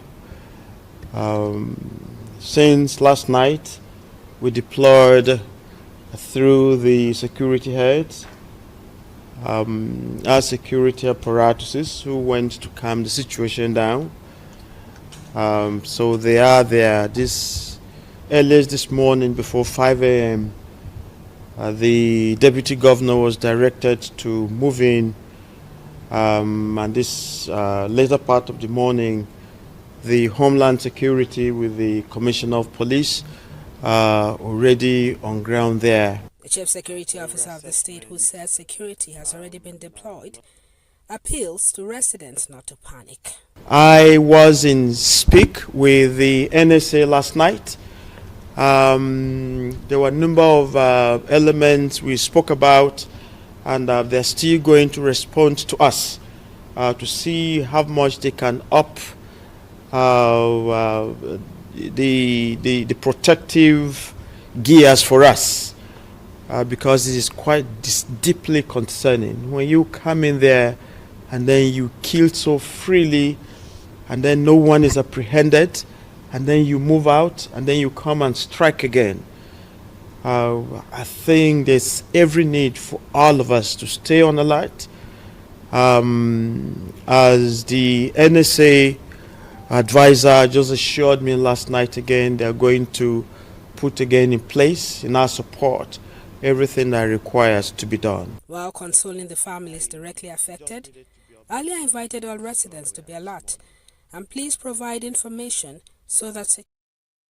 All right, so that's the pardon me. So that's the governor of Benue State. His response to the killing of scores of his people is English speaking. Is doing English speaking. That's what his response is. But if that is his response, what is the response of the Nigerian security apparatus? How are they responding? Watch this. Service commanders who are heads of federal government security agencies represented here in Plateau State are also here. I recognize you all. And this is my third time of visiting Plateau State in my official capacity in the last 1 year and 3 months. I could remember that my last visit to you, Your Excellency, we had very useful discussions which produced great results that have prevented several incidents that have happened in Plateau. Your Excellency, I want to start my remarks today by extending my heartfelt condolences to you, your government, and the people of Plateau State, and especially the families of those who were murdered in the recent senseless attacks on vulnerable communities in Plateau State. We condemn in the strongest possible term these acts of violence. We recognize the severity of the incident, the severity of the situation, and its negative impact on the local farming communities in Plateau State. We have recently increased our deployment to Plateau State. We have deployed more men, more security personnel, and more operational assets to the affected areas. And the operations are ongoing. We are working tirelessly with other security agencies and the intelligence community. We are intensifying our intelligence gathering efforts to identify the masterminds behind these dastardly acts and bring them to justice. Your Excellency, we appreciate your leadership, and I commend the collaboration between state agencies and federal agencies in Plateau State. We are going to continue to work together. We will continue to work tirelessly until we are able to solve these problems. The criminals are exploiting the obvious fact that it is not possible for us to cover all the vulnerable communities in Plateau State with manpower. But what we cannot cover with manpower, we will look for other ways of covering them. This cannot be allowed to continue. I don't want to say much on this, but I would say that this criminal element will soon be surprised, because I know that their days are numbered. Your Excellency, I want to appreciate you for the support that you have been giving to the security agencies in this state. And I want to appeal for calm. I want to appeal to our people that we should not profile criminals based on their ethnics. We must stop ethnic profiling of criminals. Criminals must be dealt with as criminals. Criminals don't have tribes. They are just criminals. Let us work together to ensure that the criminals in our midst are dealt with as criminals and not on the basis of where they come from. I thank Your Excellency for warmly receiving me today, and I look forward to a friendly visit to Plateau State, maybe towards Christmas time. I want to come and enjoy my Christmas in Plateau. Thank you, Your Excellency. Let me place on record that we have received tremendous support from the IGP. Like he announced, we have received additional deployments. The process was on even before this. Oh, all right. So they go on for a bit more, but I think you get the gist of it. It's still, the response to it is still English speaking. So the response to Fulani herdsmen, they say you shouldn't profile them. But what it's not profiling. It's not even profiling. Is it really? It's just stating it as it is. They are Fulanis. We all know that, and even they know that. Everybody knows that Nigeria has a Fulani problem, which we have had for decades on end, and that Fulani problem is not choking the life out of us. So how do we address it? It's not a matter of it's a Fulani problem. But what really struck me there is the conviviality and the lack of urgency or immediacy or even empathy in any of that interaction. It was convivial, it was jovial, it was as though somebody gave birth and you went to felicitate with them. They like to use that word a lot in Nigeria, felicitate. There was no pump of the moment, no urgency, no intensity, no seething rage that been. So it was too convivial. In English speaking, pass me the mic. Let me show you how well I speak English too. And what really struck me, the policeman there was saying that's the third time he has come to that state, which is to he thinks it's signaling that it's working, but what that signals is that he's failing. It's not that you are failing. If that is the third time, you as the chief police officer of the Nigerian state, if that is the third time you are going to that theater on the same matter, then you are failing. Because if you were succeeding, then you won't repeatedly be going to pay condolences after these people have yet again come and gone and savaged their way through. And I don't really even think it's within the powers of the Nigerian police. I don't think they're equipped to contend with what they are being asked to contend with. But there it is. So still Fulanis and threats. This next threat then goes in the direction of very dark man. Watch this. My name is Ambassador Abdul Dambature, the president of Northern Nigerian Youth. I want to quickly call the attention of a very dead man based on the comment he did against our father, our royal leaders, the Sultan of Sokoto. We want a very dark man should quickly withdraw his statement and apologize to the Sultan of Sokoto. And we, the Northern Nigerian, we are giving very dark man 48 hours for him to do that. Thank you very much.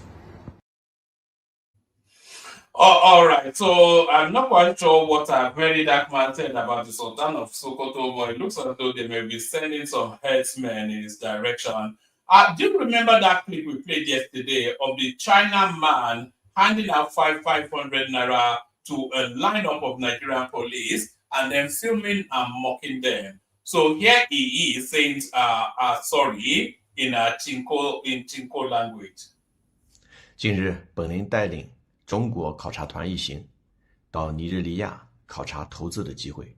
在这个过程中我们本地的警察给我们提供了非常优质的安保服务。为了感谢安保人员的付出，我给他们发放了餐饮补助。 So that was that Chinaman then handing over money to Nigerian police saying I didn't mean it in whatever. So let's go on from there. Let's make a pit stop in America, see what Trump is up to now. This somewhat relates to us, actually. Apparently, allegedly, Trump has decided to shut down 80% of the American embassies in Africa. That is just a shithole continent, according to him. Africa is about to be hit hard again by Elon Musk, Doge, and President Trump. 60% of the embassies the Trump administration wants to close are in Africa. They're targeting South Sudan, Lesotho, the Gambia, Eritrea, Congo Republic, and the Central African Republic. They also want to shut down the consulates in Douala, Cameroon, and in Durban, South Africa, and reduce the size of the mission in Mogadishu, Somalia. This is according to an internal document that still needs congressional approval and could change. So there it is right there. That's Trump right there. He does not want you to associate with the smellies, those stinking Africans. So that's that. So now the one thing that almost guarantees Tinubu an easy coasting back into power in 2027 is the lack of opposition. The sort of people presenting as alternatives to the government, the people find them too smelly. They cannot bear the stench. And listen to this lady. She's trying to contain herself, but the indignation is seething under the words that she's deliberately choosing, carefully choosing as well. I heard this and I saw this on the social media. I feel pain. I feel pain because anything that you are not eating from, they will not say good things about it. Anything that is not favoring you, they will not say good things about it. Mr. El-Rufai, you fucked up, sir. You don't supposed to speak this kind of things that you can't, the president is not a good president. You don't supposed to say it. You are not in the position to say that. We, the citizen of this country, that are in the position to say that. Not you. Even those people that voted for him to enter and those people that not voted for him to enter supposed to be the one to speak, not you, sir. You are not in the position to say that, sir. I'm sorry, sir. You fucked up, sir. You don't supposed to say that. You don't even supposed to come on social media and say that. You don't, even if you want someone to come and speak it on your behalf, we will accept that. But you are not in the position to say that. No, you are not. So it was those two no's at the end that dance. It's just that's just the response to El-Rufai now. No, not you. You know, not you. You know, we will endure so much. We'll endure a lot, but not you. No. But like I was saying, the thing that actually guarantees Tinubu's second term is the lack of a viable opposition, a lack of a viable alternative. So the opposition will present as their biggest strength, Peter Obi, but how viable is he? How practical, pragmatic is he as an alternative to the situation we're in now, or the government's situation? But let's check. A proper economic team and consultation properly before announcing. You don't just announce these things in a market square and say we're going to do this. Okay, Mr. Peter. Governance is different from that. Mr. Peter, I want to get you right, and that's why I asked specifics. Are you saying we should have devalued the currency to over 600 and go to look for money? That's what I would have done. Go and read my listen. Yes, I would have done that. So you're saying that go to look for money? I would have devalued the currency, still stay where we are with a management firm, making sure that whatever is available is used by the real sector. But removing the criminality, I can tell you, I know in that regime, I know, yes. Mr. Peter, but in all fairness, to this government, where will the money have come from for them to now be able to keep that rate, owing to the fact that the CBN report coming out saying that we are so encumbered that we probably only have around 3 or 4 billion in our reserves to be able to spare? So where will the money come to now defend the currency when we have a backlog of close to $6, $7, $8 billion in the first place? So are you saying you will have borrowed more to not defend the currency? refine house and involved a little bit in finance. And I know that in every country of the world, they even borrow them, they're even trying to borrow money, even using a company. It doesn't matter what you, yes, you can do that. You are not borrowing to defend, just to defend the currency, but to stabilize it temporarily while you're working aggressively on your export. It's not everywhere. It's not, we're not the first to do it. You can do that while you're working aggressively on your export, which if you look at what people are stealing and doing today, if we're able to do it, and remember what I said, manage the criminality side of it, like whether it's land tripping, anything. If you do it properly. And there it is right there. The excellence that is Peter Obi replaced Tinubu with Peter Obi, a faith worse than Fulani headsmen, by my reckoning, a faith worse than Fulani headsmen. This is the last clip now. Here is Sanwo-Olu passing wisdom to the oncoming generation. Watch this. If you know already took and back from mine. Don't give up for yourself. You understand? If you know what you said to me, nice to carry. So don't worry yourself. Okay? Everybody.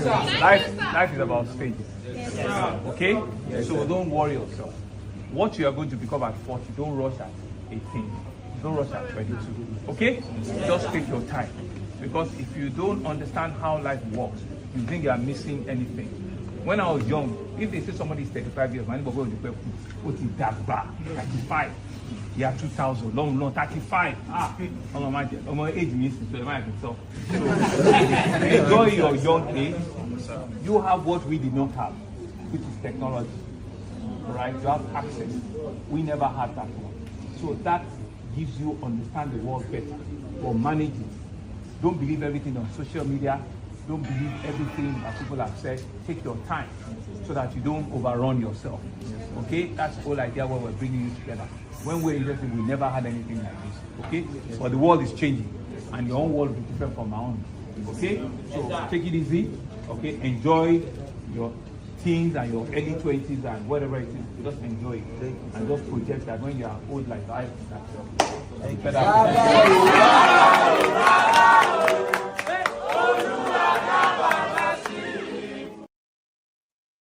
I liked the motivational speech that someone gave to those young people, but I didn't like the way they were singing Baba Baba. It wasn't in keeping with what he said or who they are meant to be. They are not Oluomo now. They are meant to be young and up-and-coming next generation.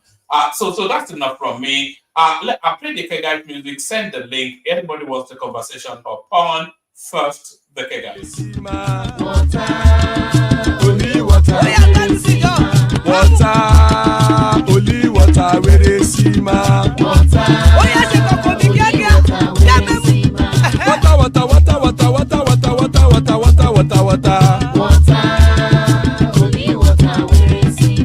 Hapa o naido. Hapa o naido. Hapa you don't come o.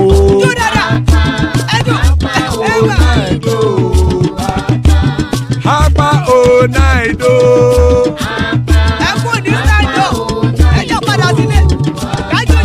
Oro kẹ̀kẹ́ ẹlẹ́mù yé o. Ibe sodi ya kẹ̀kẹ́ ẹlẹ́mù re o. Bobby master kẹ̀kẹ́ ẹlẹ́mù re o. Chief Waila ti kẹ̀kẹ́ ẹlẹ́mù re o. Eruku lẹ̀lẹ̀ ẹlẹ́mù dé. Eruku lẹ̀lẹ̀ ẹgbẹ́ ẹlẹ́mù dòde ojàre o. Eruku lẹ̀lẹ̀ Ghana ti dé ẹgbẹ́ bọ́dì o. Ọmọ ẹlẹ́yẹ ẹyẹ o ó dilé o. Olúyẹ̀lá ẹyẹ o ó dilé o. Petrosoname ẹyẹ o ó dilé o. Petrosodunke ẹyẹ rẹ̀ ó dilé o. Ẹlẹ́kọ̀ ọ̀run mú ìní o.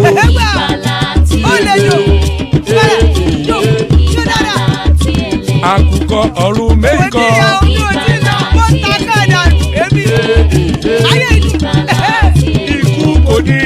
gbèsè o.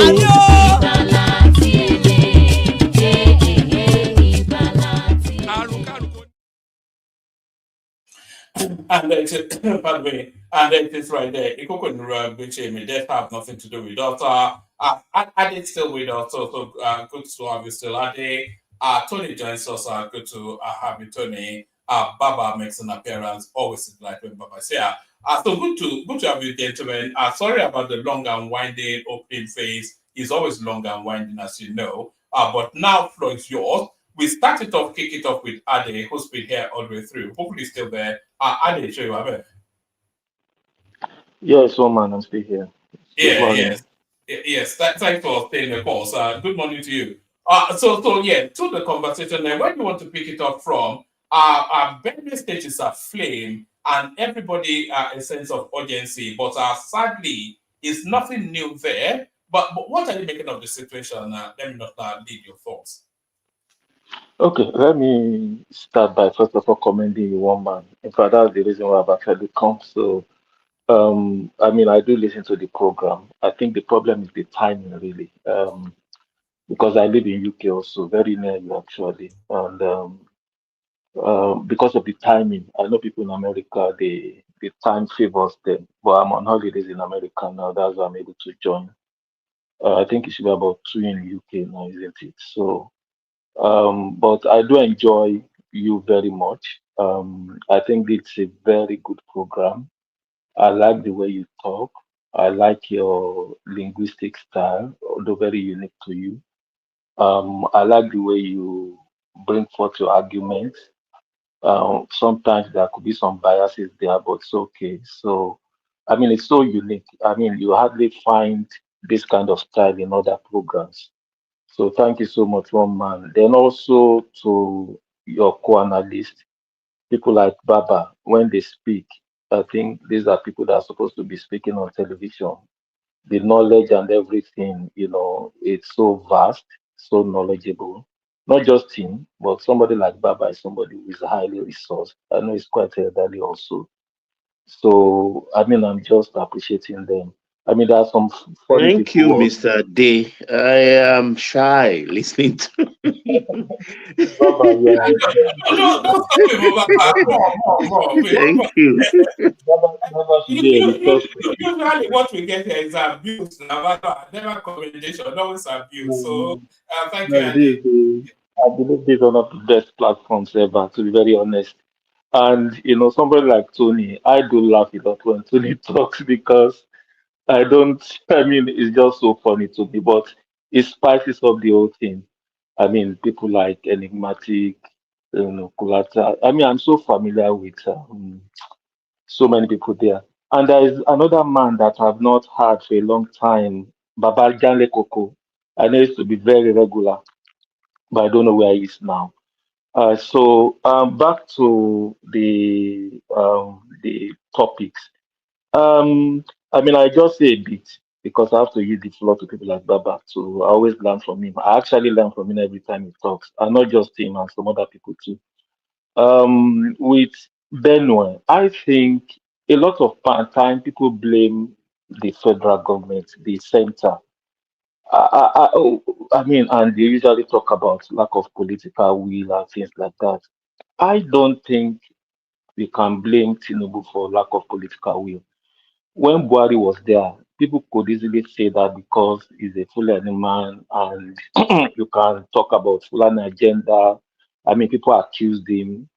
People like, I mean, some of these, I mean, people from the Middle Belt region, even Obasanjo did say that too, Fulanization. But with Tinubu there, I think this has now opened our eyes to the fact that it's much more than just lack of political will at the center. I think it's more of local politics. Uh, because look at Ondo State, for instance. I think the governor that died, many of us will always remember him for how he was able to spearhead the formation of Amotekun, even though we still have, That was class. Akere Dodo. Yes, but I think the way Nigeria will best remember him was the Amotekun, and they've done a lot. When you go to state, people have talked a lot about security votes, which is not audited. Security is local.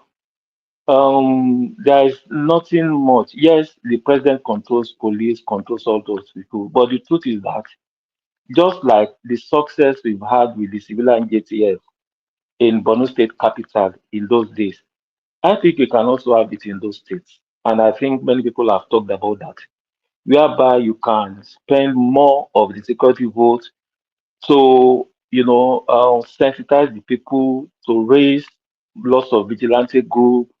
I remember in those days in Nigeria, so many years ago. I mean, I'm not that old, but I'm still old enough to know that there was a time when armed robbers were attacking streets in Lagos. I was in the university then, and when I do come back home, I know we do form local vigilante groups because we didn't have much option. It's either you sleep at home and they come to kill you, or you go outside. And we are just outside. I'm sure some people will remember on this platform. We have to take, our fate in our hands. So I think what the governors can do more is to actually have more political will, use the money at their disposal to form a good network whereby the locals, we know that the size of the ammunition also matters, but sometimes it's more than the ammunition. It's about the courage, it's about the leadership, then you can also begin to make the right laws, you can begin to negotiate. I think, and not just using the kinetic approach, using a lot of the non-kinetic approach. The COS has said it one time, the CDS has said it one time that most of these problems, the non-kinetic approach will actually address more of it than the kinetic approach. We are short of boots on ground, so there is no way they can cover all of Nigeria. So I think there should be more of non-kinetic approach. There should be more of the governors, to take politics out of it, to stop blaming Tinubu all the time. Yes, it might have his own fault.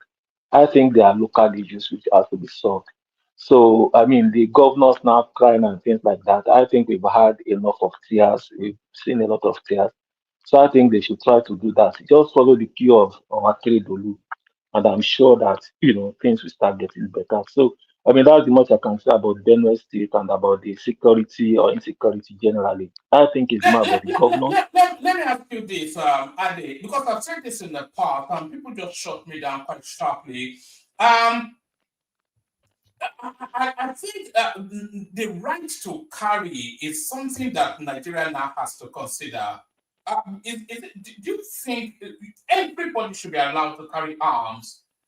At least then you have the opportunity of self-defense.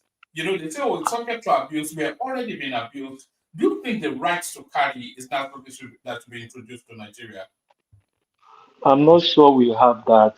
I'm not sure we've gone to that stage yet. Even in advanced countries, we can still see abuses like in America and things like that, whereby somebody just go to the school and shoot so many people. That's why I can't even live in America. But the truth is that I think that would be excessive. What I will advocate is that yes, if we have, I will start by saying this. I think there should be state police. I understand that, I mean, just to answer your question directly, you shouldn't just create open that anybody can carry arms because in Nigeria, there's too much of religion, there's too much of ethnic, there's too many things, so many vendettas going on that people will abuse it. I'm very sure of that. I don't think we've reached that stage yet. Maybe in 40 years' time, we might reach that stage, but now we've not reached that stage yet. Then, secondly, I think a kind of state police would address it. But the fear has always been the governors abusing the state police.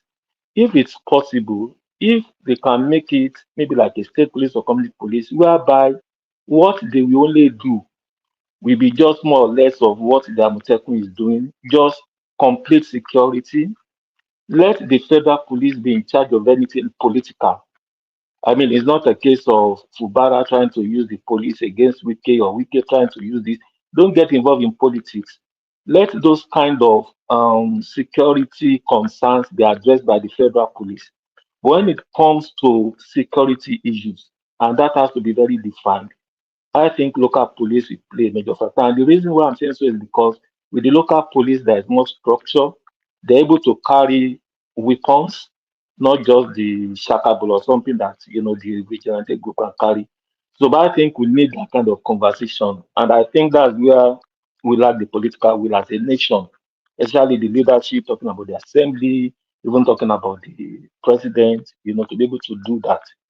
So, but I won't advocate everybody having their own arms. If they can abuse it in America, we can't even try that in Britain where we are. Whereby, I mean, I know people can have licenses, but it's not as fluid as we have in America here. So, I won't subscribe to that woman. I won't. All right. And how the landscape is handling this particular latest spate of killings, really. The way the landscape is handling it, and of course, I'm going to Peter Obi. So he's now, he attempted to visit Benue State, and the state governor had to horsewhip him back. They had to flog him away from that space. But the way he's highlighting it, and then referencing Tinubu being out of the country, and then of course his words now being amplified by full soldiers all over social media. Do you think Peter Obi you think Peter Obi has a test case, not a special Peter, but do you think the Nigerian political landscape is handling this thing, especially in the right manner, in the way they are trying to politicize it and make political gains out of it? I agree with one man. Although, to be very honest, I'm not going to speak so much about that because I have a bit of bias against Peter Obi.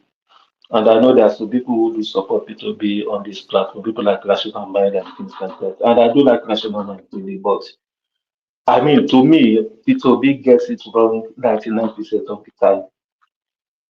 I believe he politicizes things. I believe he's trying to take advantage of people who sometimes I think might be gullible. I think he's so desperate about becoming the president, which I don't think he would be.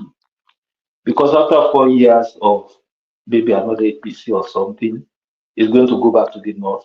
So I agree with you in the sense that I think it's just a lot of politicization of it. All those things about going to the north, when things happen, trying to sympathize with them and things like that. I think he has more of a political agenda, which unfortunately to me is not proper. Although people have advised him that he needs to reach out more, but I don't think he's doing that in the right way. So that's what I'm going to say about that. There is a lot of politicization when it comes to it. So that doesn't mean that Tinubu has done everything well, especially with regards to security and some other things. So, but I think people are taking advantage of him, of the situation. I also think that what happens most of the time is, those political leaders, the elites, they just take advantage of the situation because, to be very honest, what they are doing now, speaking against the government because of all these things happening, is exactly what Tinubu said will do if he were to be in the opposition. So usually I just take with a pinch of salt, you know. So at the end of the day, the masses keep killing each other and things like that. But these political elites, they always have a way of meeting up. They go to each other's parties, they talk, they laugh, and it's only the gullible people that want to kill themselves and even argue, even become enemies. So, right, to answer your question, I think P2B is doing what other people will do if they were in his condition. I don't think it's smart enough because sometimes he's not played the right position. More so the way he has handled Labour Party. I think he failed more in the way he handled Labour Party. If he had done that well, taking charge of the leadership, making sure that everything is organized, I think that would have been a good selling point. But the fact that he can't organize a political party, I think is called a big blow on that. And so, yeah, I don't really fancy him, to be honest. And this clamoring then, it's not even a clamor, it was still initiated by Obi, but there's a wider sort of conversation around it. And we had it on that Buhari as well, that Tinubu should have immediately abandoned his abroad and come back to Nigeria to come and at least to come and show front face in terms of what's going on. So, where are you positioned in all of that? That Tinubu should have made his way back home immediately due to the atrocities going on in the Middle Belt. You see, I mean, in a normal situation, Nigeria is not a normal country. In a normal, developed, civilized country, that probably would have happened. But I think we are trying to judge Tinubu by very high standards, which many people will not meet up with. So, when it comes to Africa, when it comes to Nigeria, we have not reached that level yet, whereby we can begin to hold them to the highest standards. A lot of people saying that they won't do it. But in a civilized society, I believe that's what he ought to have done. Why do I say that? It's because in civilized society, the death of one person means a lot to them. But in Nigeria, people die almost every day. That is the truth. So if Tinubu should keep on jumping from one place to the other, you are at this place, you are in Germany, you start flying, you are in France, you start flying, you start doing everything. It's just going to be for the same people we are accusing that is just shedding crocodile tears. If he goes there and starts crying, did they not say that about Christian Jonathan? The same people will say, oh, what he's doing is just to be jumping from plane. What is he doing? So I think for Nigeria, there should be more of action, what you do.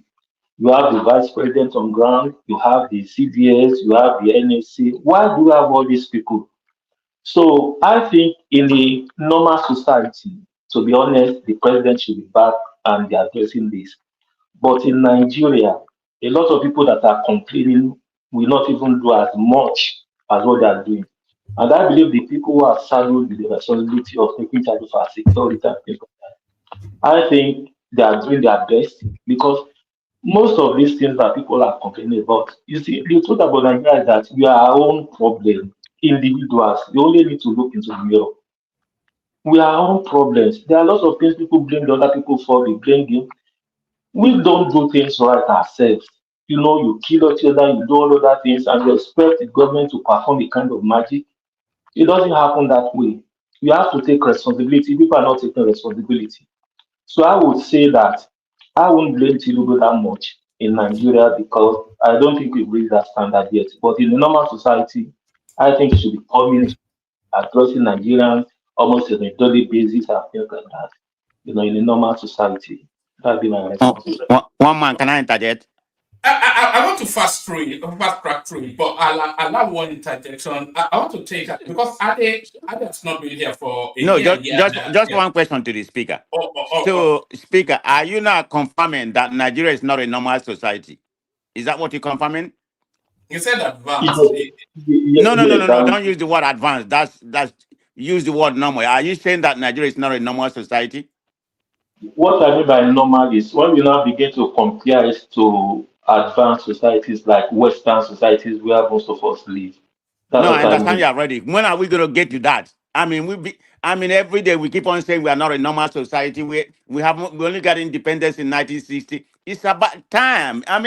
60 something years you haven't done nothing. You're not going to do nothing. Okay, so we should stop making excuse. The buck stop with Tinubu. He's the president. But this guy is on the right track, please. He has already, he made mention of that not normal society more than 3 times now. So which means, it's in accordance with what is going on there. So please let him continue. It's on the right track, please. Ade, Thank you. Let me just quickly respond to that. What I will say is that sometimes I think we need to cut ourselves some slack. And why have I said so? Many of us, we lived in Nigeria for so many years.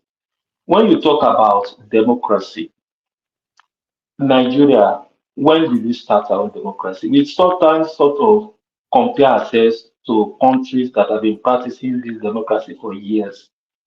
In as much as I agree that we should have gone further than where we are now. But all those years of military rule, all those courts, you see, each country is unique. Each country is unique. You can't begin to compare countries at times. So I think when you look at the story of Nigeria, yes, we still have a very long way to go. But what I don't want us to be doing all the time is to compare ourselves to America, to United Kingdom. Because if you do that, that means you are not being realistic. And in that case, management actually not be able to analyze or situate the problems very well. But having said so, I will agree with you and Tony that we still have a long way to go. I believe the government, not just the national, the state, and everyone should do more. I think they should do more. Yeah. All right. Great. well, one No, man. no, no. You It's go okay. on. Go ahead. Go ahead. It's okay. Go ahead. I I'll want interject to, later. yes, because I want to get through to everybody. I just joined in for after quite a while away, so I want to give him. I'm going to take you to two more spaces, and then I go, and then we'll move it from there. So the headline on the screen are they requests to probe the tenure of Mele Kyari, the recently departed chief executive officer of the NNPC. I suspect you'll be in tandem with that. That guy should be probed. How are you positioned on that? We said NPC, the more you look, the less you see. To be honest, I think many of us don't understand what is happening in NPC. And I don't think we ever know. There are a lot of things, deep things happening. I think that's why it was not easy for Tinubu to just remove Mele Kyari the same way he removed the CBN governor. Mele Kyari, to me, didn't do well, even though he did some few things well. But when you look at that company more, I think he ought to have done better. I think he has sort of been lucky to have stayed this way, maybe because of the vested interest. My suspicion is that there are lots of people who are behind the APC, who are backing him, who are backing Tinubu, and who are Mele Kyari's, person they sort of put in there because they are gaining. So I think that sort of would have made Tinubu not be able to strike. So I mean, we can talk about we can talk about all those other things, but at the end of the day, what are we going to achieve? Because you see, Tinubu it's difficult to be the president in the sense that what you try to do is that you try to balance the economics with the politics. There are some people you want to get rid of, but you can't be fighting everybody. You can't be trying to woo the CPC group and at the same time assuming is the Gandhi group, all those people that are behind military. You can't be fighting everybody. I mean, look at the case of the local government autonomy. Tinubu has been silent on that because they can't fight the governors at this time. So you can't be fighting everybody. So I think Tinubu sees politics behind most of his, and that's why sometimes he can't act. But for people outside, we can blame him. But because he's a master strategist in quotes when it comes to politics, that's why I can't do so many things. Do I approve of that? No. But I'm only just stating it the way the things are. I'm not a politician. I don't intend to be a politician. But for someone like Tinubu, he can't just do certain things because they have vested interest. So with NNPC, I don't think they're going to prove anybody. I think what Tinubu wants to do is to, I mean, the case of the Naira for crude and things like that, I think those are the areas military messed up.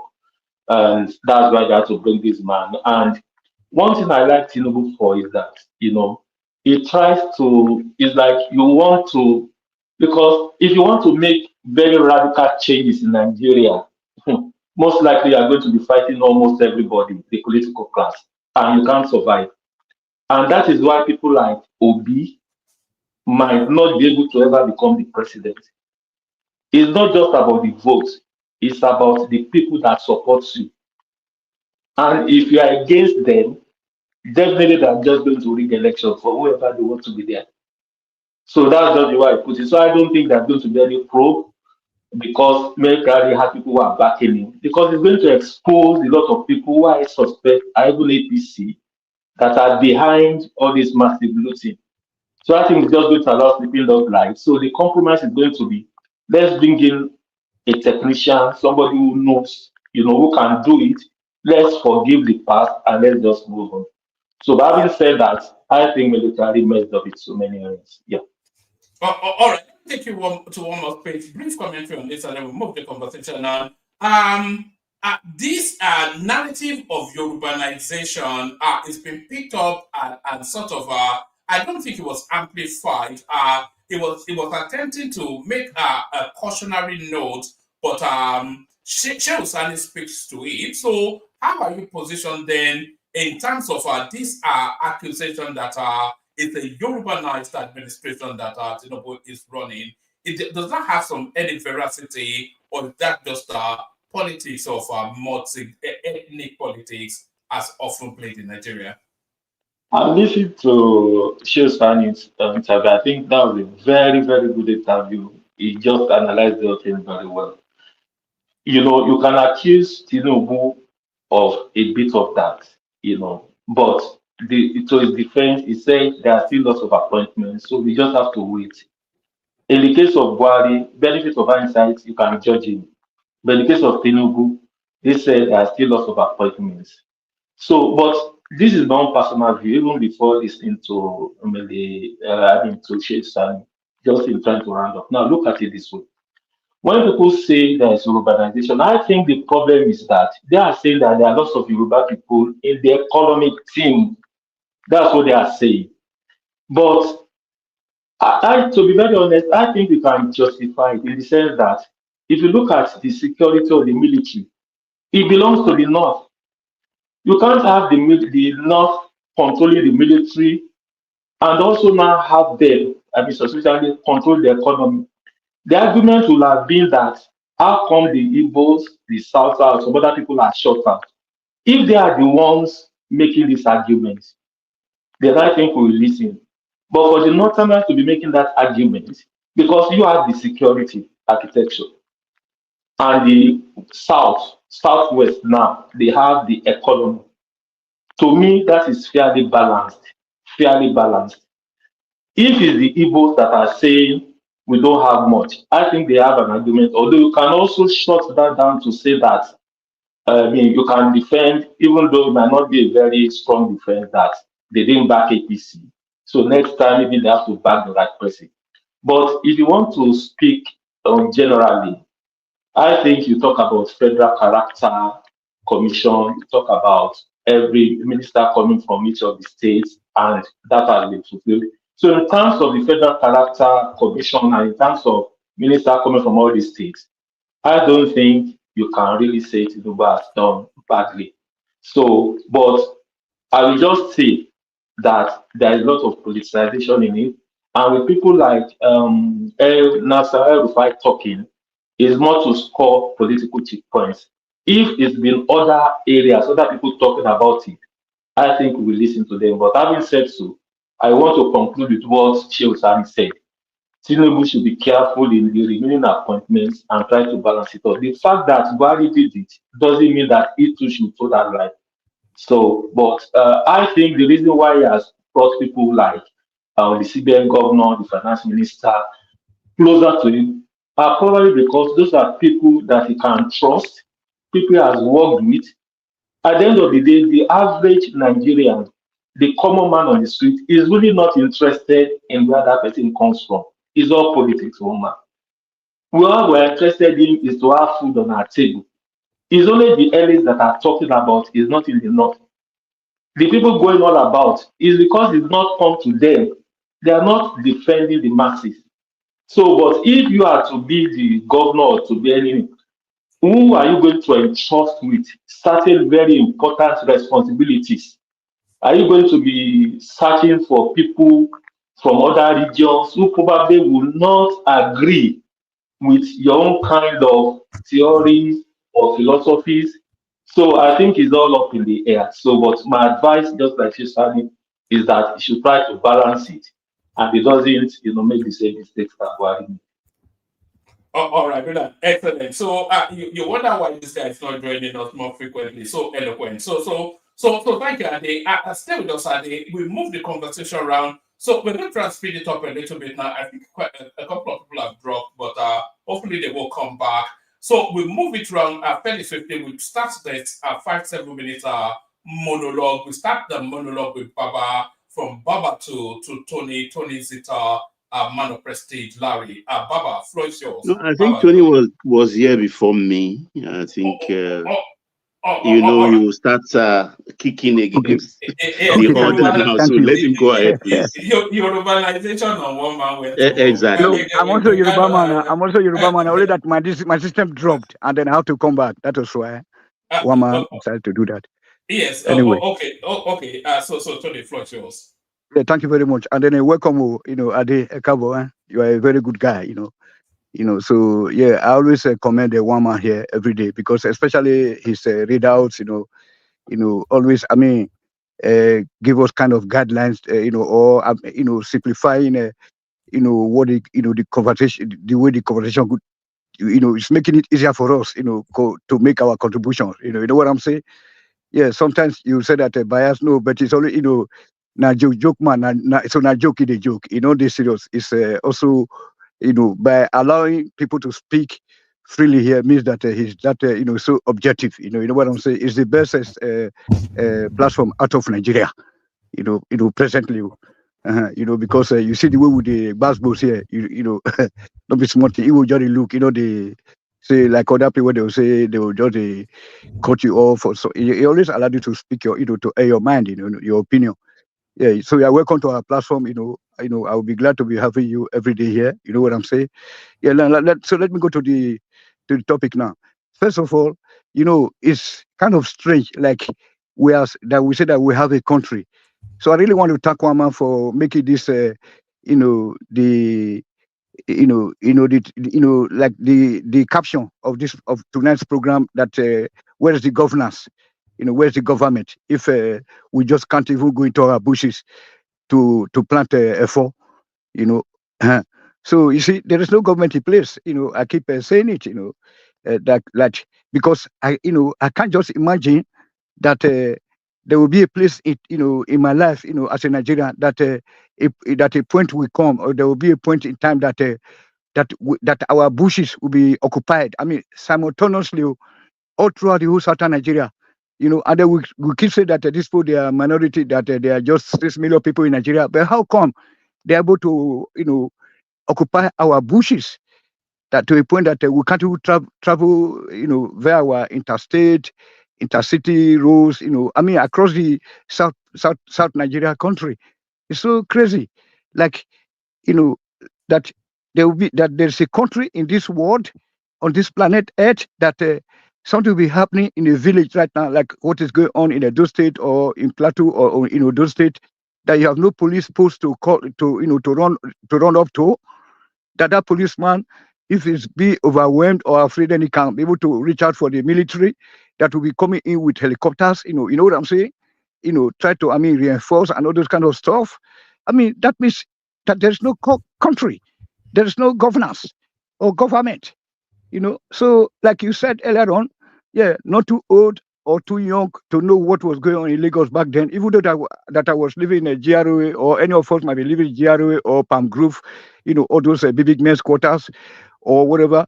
But we do have also Sulere, Mesenelli, so, but you do have relatives that are living in Aguda, Ijeshatedo, people that are living in Bariga, that that security outfit you made reference to earlier on, like all those vigilante groups, at all the street points, the entrance and the exit points are being manned by the inhabitants of that particular area, just so that and anybody that crosses that place as an But or whatever.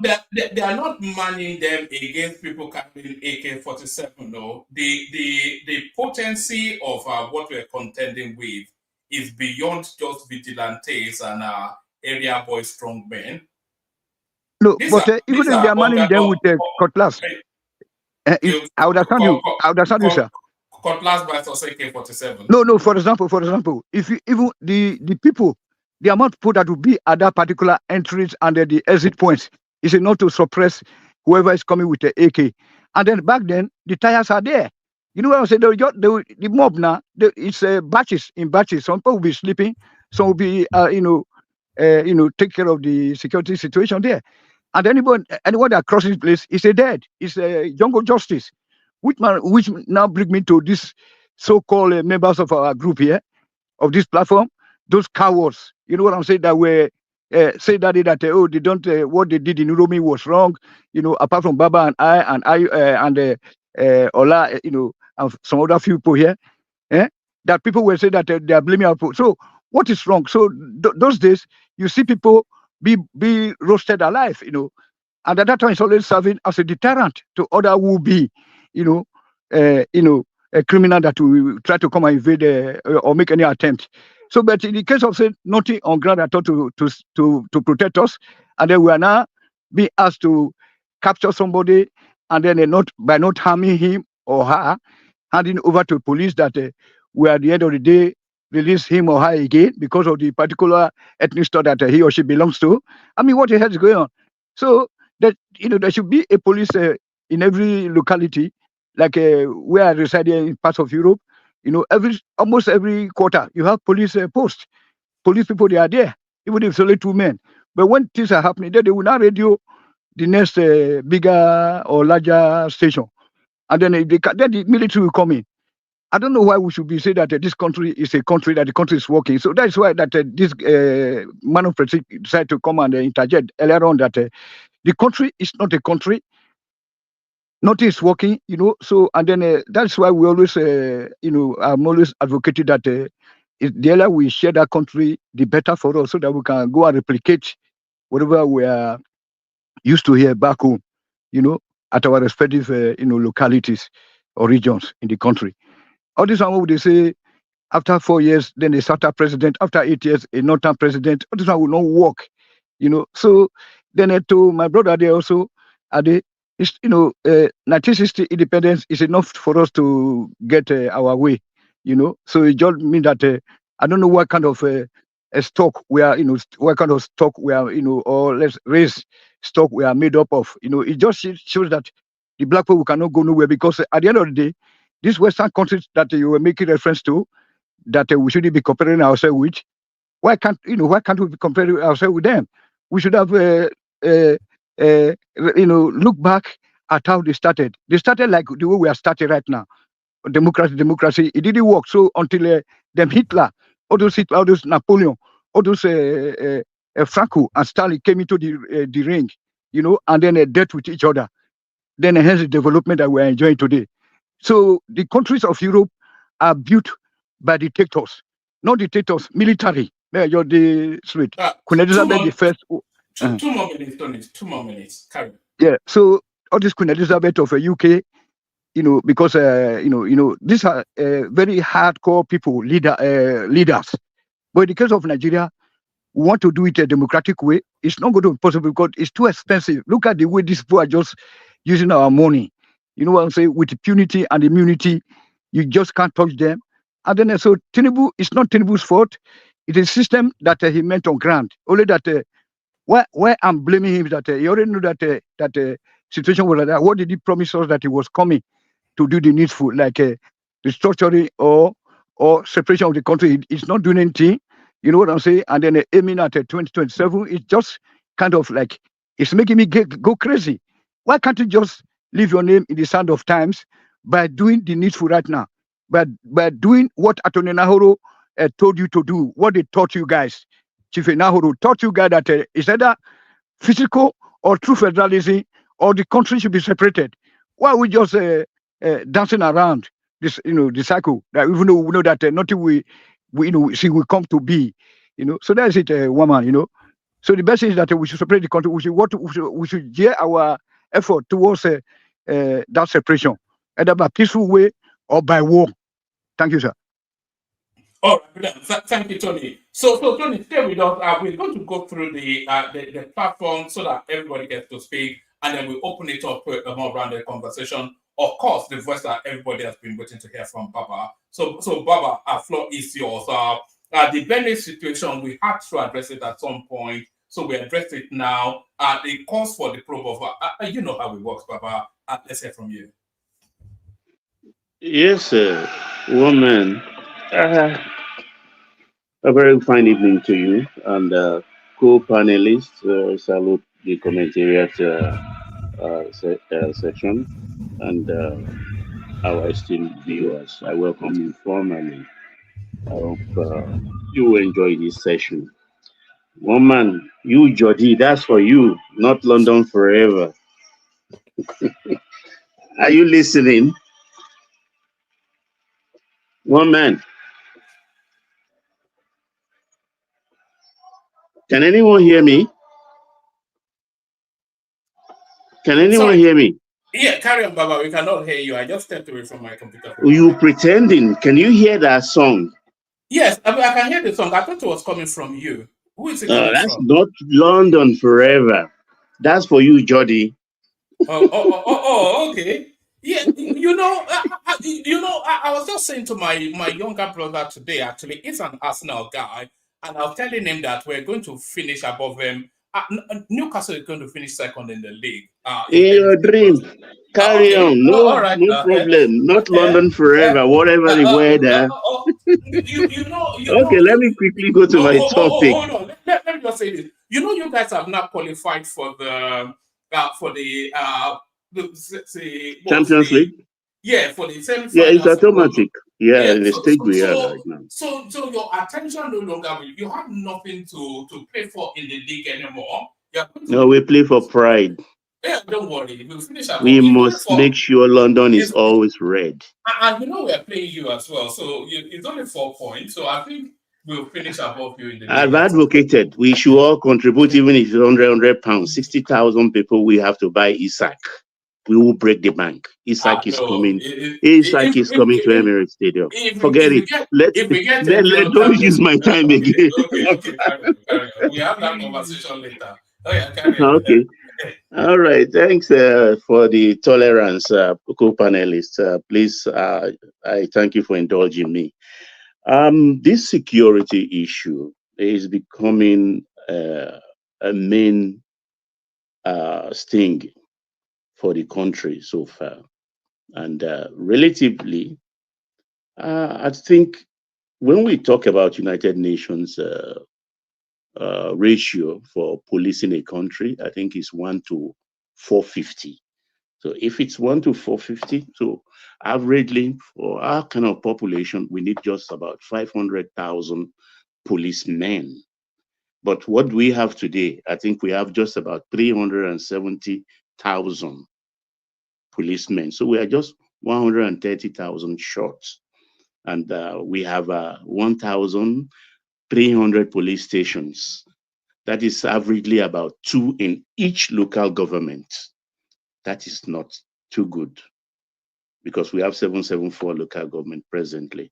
And some of our local governments are so large. Some in Niger State, for instance, are the size of a state in the southeast.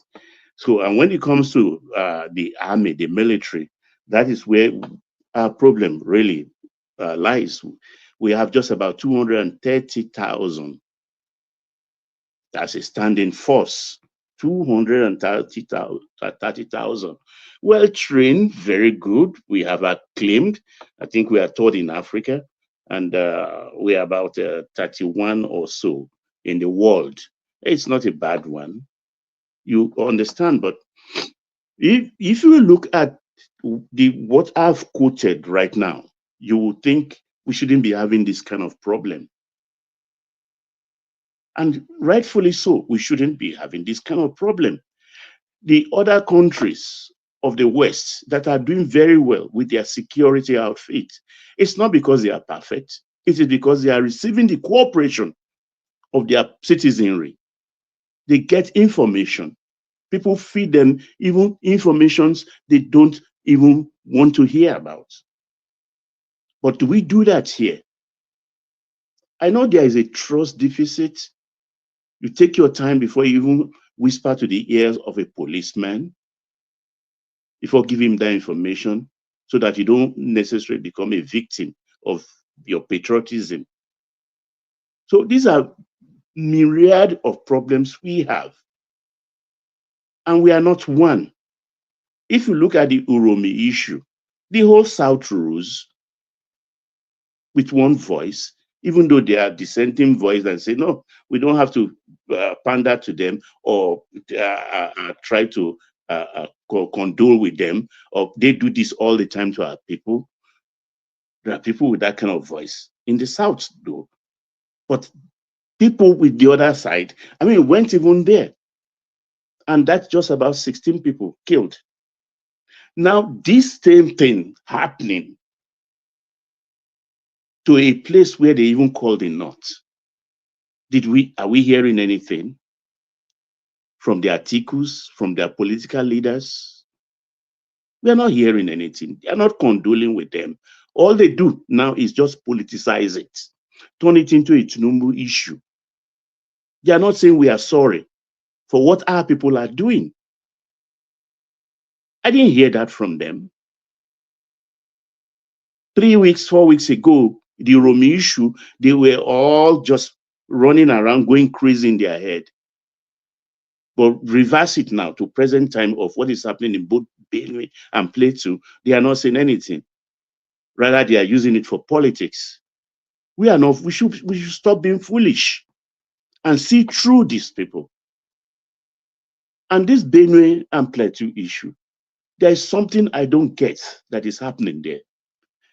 The Benue people, the Plateau people, they are a fighting force that were very formidable in whatever platoon they found themselves during the civil war in Nigeria.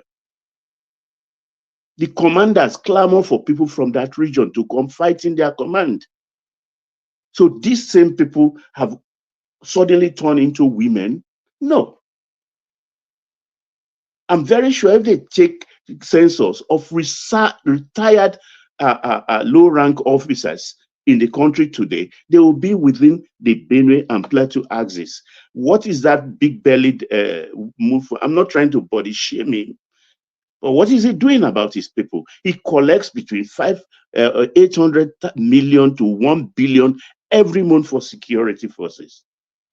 What is he doing with it? I'm not going to say much here of what I know, but I'll just put it in place. When Amosu left the government house in Ogun State, what did the person who took over from him found? 3,000 AK-47 rifles. 3,000 brand new AK-47 rifle with ammunitions. What does that tell you? A governor can, through the National Security Office, order this thing and armed the policemen assigned to their states. That is what state governors do. Spend that money. Spend that money. What are you doing? There is what we call state pride.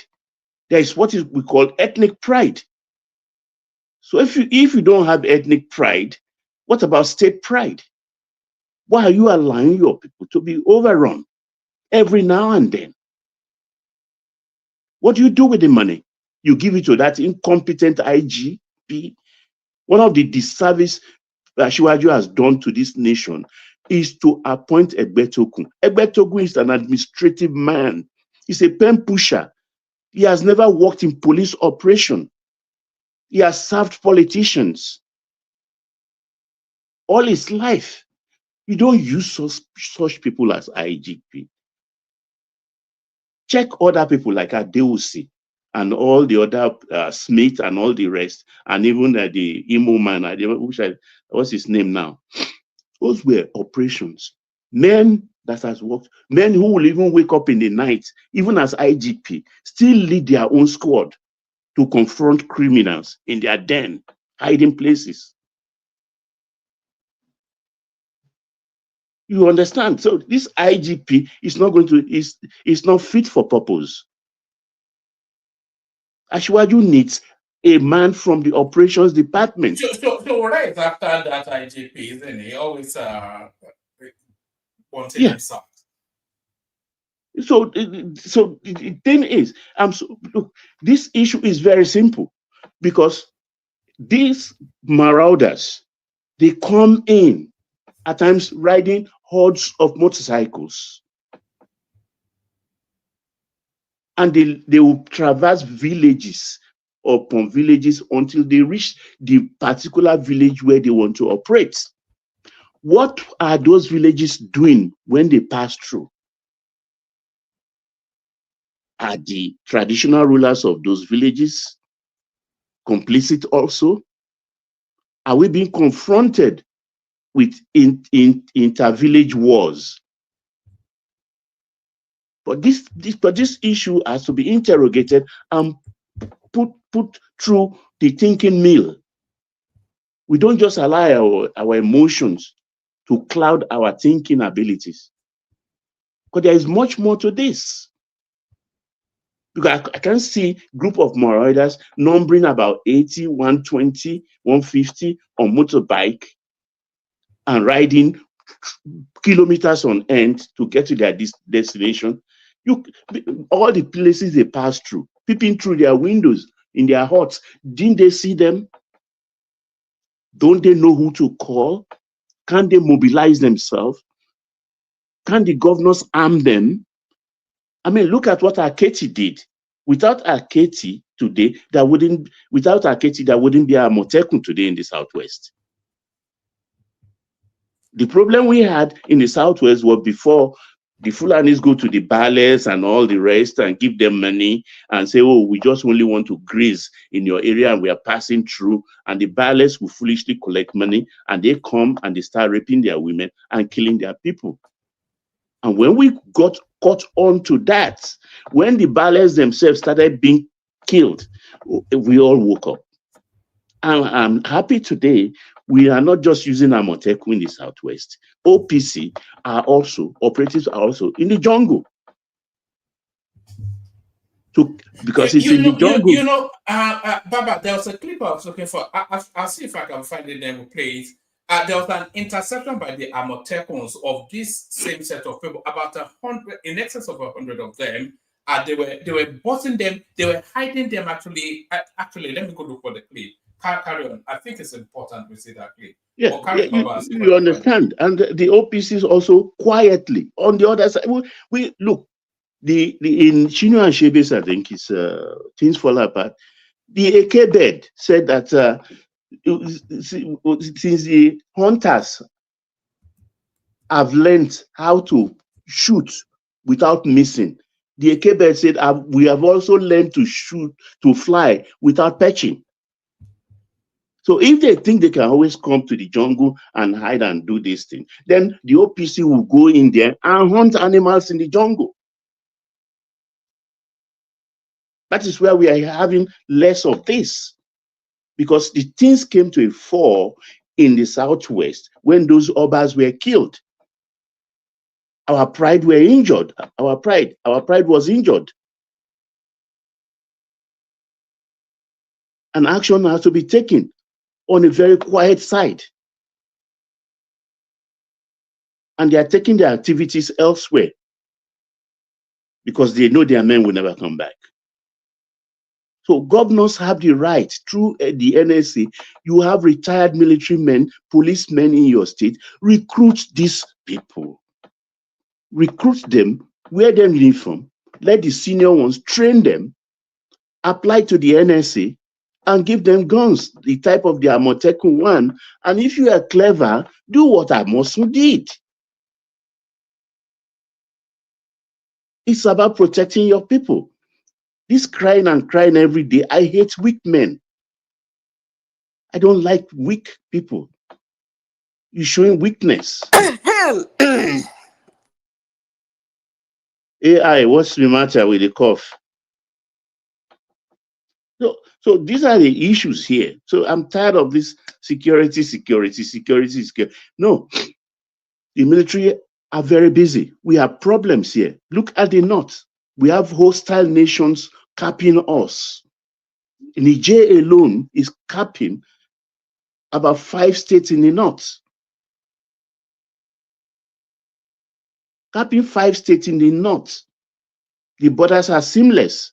This is a military government that is a desperado, that is not ready to leave. And the Northerners are saying they are our brothers. So they engage the military. They sabotage the military. So it's a complicated war. They are fighting, warfare, they are fighting. You are fighting in a hostile terrain, trying to protect people who don't want to be protected. They have capacity, they have capabilities. But these are the things that can injure any army, no matter your size or the kind of sophisticated equipment you are having. It is about the people there. And it is time Asiwaju came back home and deal with these people. And I know he has the balls to do it. And he's going to do it. Because starting, you say? He can't.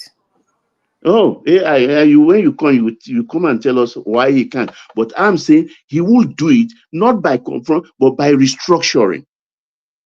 We will restructure the country in a way that will blunt the edge they have for fomenting this kind of trouble and fashioning this kind of evil on the nation generally, because this is pure evil.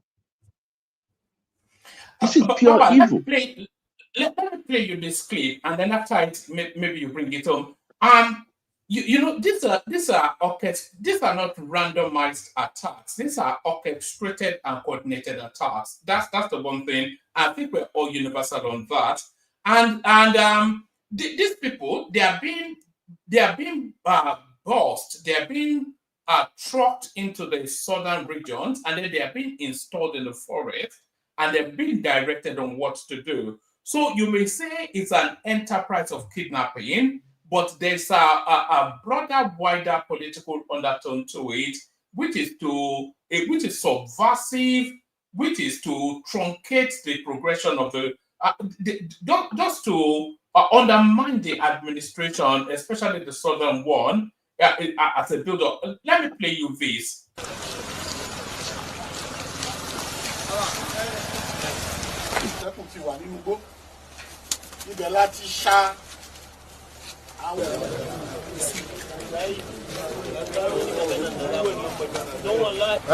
Oh yeah, ask them like that.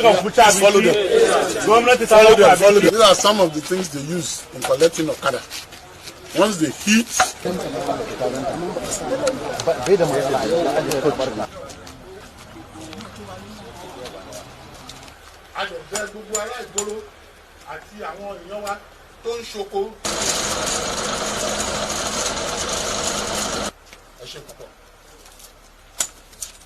I want to place it on record that a lot of weapons were recovered from them, locally made weapons, with which they perpetrate different forms of evil.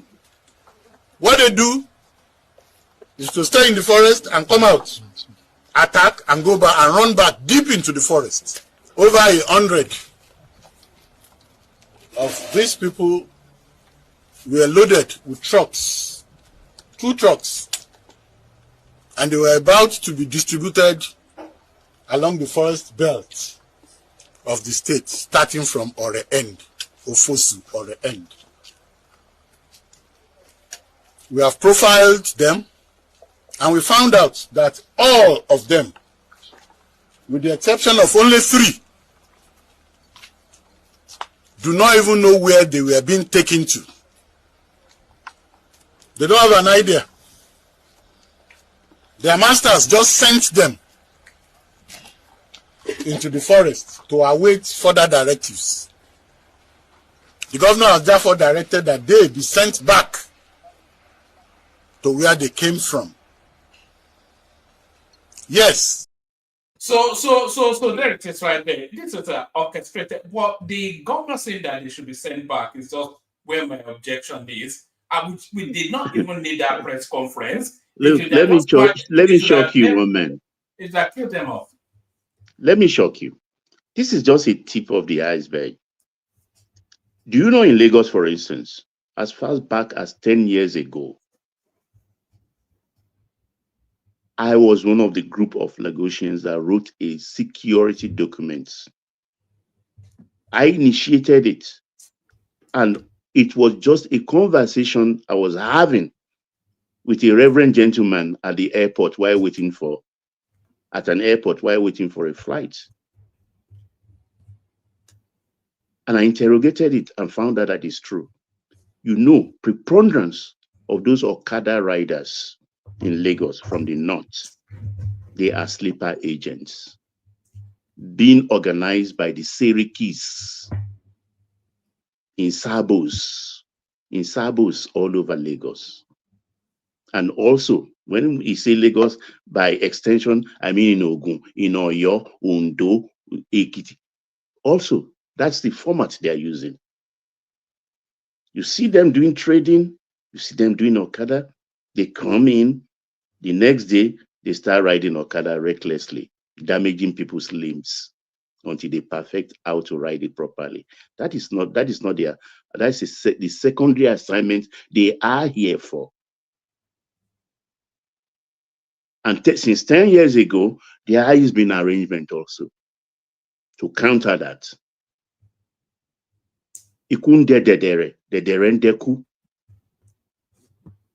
That's the situation we are. I don't know what is their beef. I don't know whatever they are preparing for, other than a conquest based on religion. But if it's a conquest based on religion, then the Yoruba's place in Nigeria shouldn't be their battleground, because we can easily say we don't know by statistics or proven census that we have 50-50 Christian Muslim, or they want to Islamize everything. It's not going to happen. Yeah, in Lagos, they are sleeper agents. They have arms. I'm saying this openly. As far back as 10 years ago, this was unraveled. That's why you see them, they live in an enclave. They are not the type that are scattered like maybe the other tribes. They always live in Sabu. The Seriki always put them in protection. They try and capture the nearest police station DPO. And wherever they are, the nearest police station formation is always headed by a northern DPO. I'm saying this openly. We have a lot of work in our hand. The price of liberty is eternal vigilance for the Southerners. The price of liberty is eternal vigilance. I rest my case, woman. All right, brilliant. Excellent. So please, Wama. I just want to ask Wama. Sorry, I have a question for Baba, sir. Please, for 10 seconds. All right, Karen. Thank you very much, sir. Baba. So please, Sheikh Bomi. Yeah, Baba, go ahead, please. So now you said that we had that we're having 370,000 police men and women in Nigeria, in Niger area. Out of that one, now that we are having 350 out, from that particular people. But about 165 of them are serving politicians. No, what about 165,000 the one that are guarding all this Obi Kubana priest, chief priest, and and then let them wiki, like please, it's just too crazy. System is too crazy, that's what I'm just trying to let you, just to remind you of, sir, in case I trust me, it's very bad. That's why this country can never work again. Because I learned that, was it in the Bible, they said that once people are shouting about peace and security, there will be a sudden destruction. I think that's the point that we are approaching right now, if we don't follow my agenda of dividing that country either peacefully or by Ija. Thank you, sir. You're welcome. Yeah, woman, take it away. All right, brilliant. Thank you, Tony. So from Baba, we're going to Prestige to Zeta. If Prestige is not ready, then Zeta. Prestige, you there? All right, Zeta, floor is yours. No, I'm here. Sorry. All right, good job, you Prestige. Have you come to Prestige? Welcome. Yeah, greeting everybody, Baba. Have you come to amplify Peter Obi's criticism of Tinubu being abroad? Is that what it is? Well, I will dangle into that for a minute, but let me start that we're in a very precarious moment right now in that country, that things has to be done, which I'm not a security expert, so um, I will I will leave that to the chief security officer, which is Tinubu. I mean, there's many angles to what we are, going through. We're talking about both Calabar, some of infrastructure that has been built, in Nigeria, and some of the economy, whether there's an economic gain or economic, disappointment. That notwithstanding, I mean, a country is not going to be a country without no security. This is where we are right now. It doesn't matter the achievement or non-achievement, of the of the government. If there's no security, we are in trouble. I mean, every time you turn around, it's always, I mean, the terrorist has besieged that country. Let's call it what it is: south, north, everywhere. I mean, we know that's very common in the north right now. They are used to it or whatever, whether they're just perpetuating, they don't really care. We know what's going on right now. There's a political angle to it, but in the final, it doesn't really matter. The buck stuck with the president. So my question to anybody that is here that can answer this question: where is Tinubu? We know that here, initially he went on a working visit to France, which is supposed to be 2 weeks. Now he's not going to come back until after Easter, so that's going to be more than 3 weeks. But that's notwithstanding. Has anybody ever seen him in France, where he is? Is he actually in France, or is he going to London? This is the No, transparent that. it left France for London. They said Did that you now. see him? Did you see him leave? I don't Did you think he's see him working. leave? What do you mean see him leave? What Did does you, no, that? this what they told us, the presidency told us. Has anybody seen Tinubu?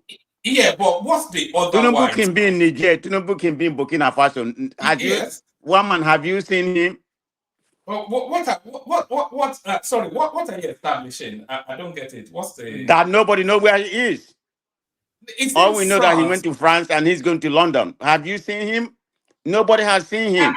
I don't think it's We saw working him with Mr. Boulos, Trump's Where in France? representative.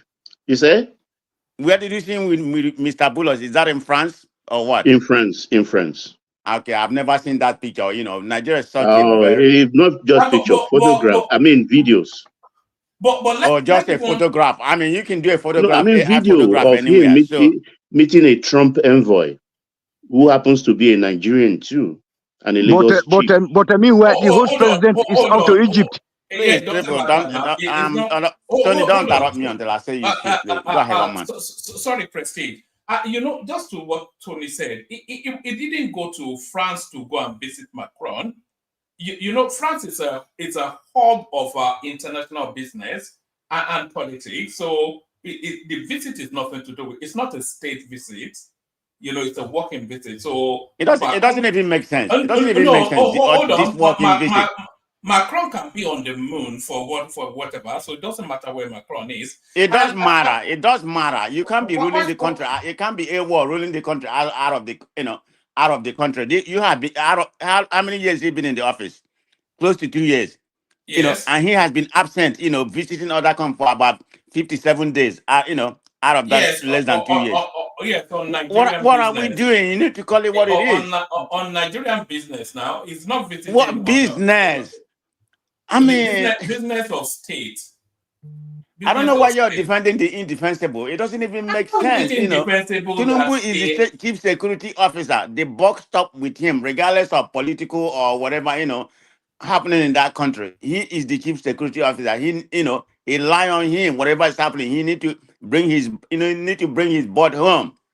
Like Peter B said, I don't see what Peter B said that was wrong. Yes. Bring your board home, and come and speak to the people about what's going on. Nobody hearing, I mean, this illusion that Tinubu is, do this, is Mr. Democracy. I'm not seeing that. What are you not seeing? What are you not seeing? He's not. There's nothing about democratic about him. He's dangerous. In what way? In what he's not doing. What is he not doing? Because he's not securing the country. That is the bottom line. That's the paramount of any president. When has the country ever been secured? It's the most secure it's ever been for the last decades. What most secure? Is it not why they why they removed Jonathan?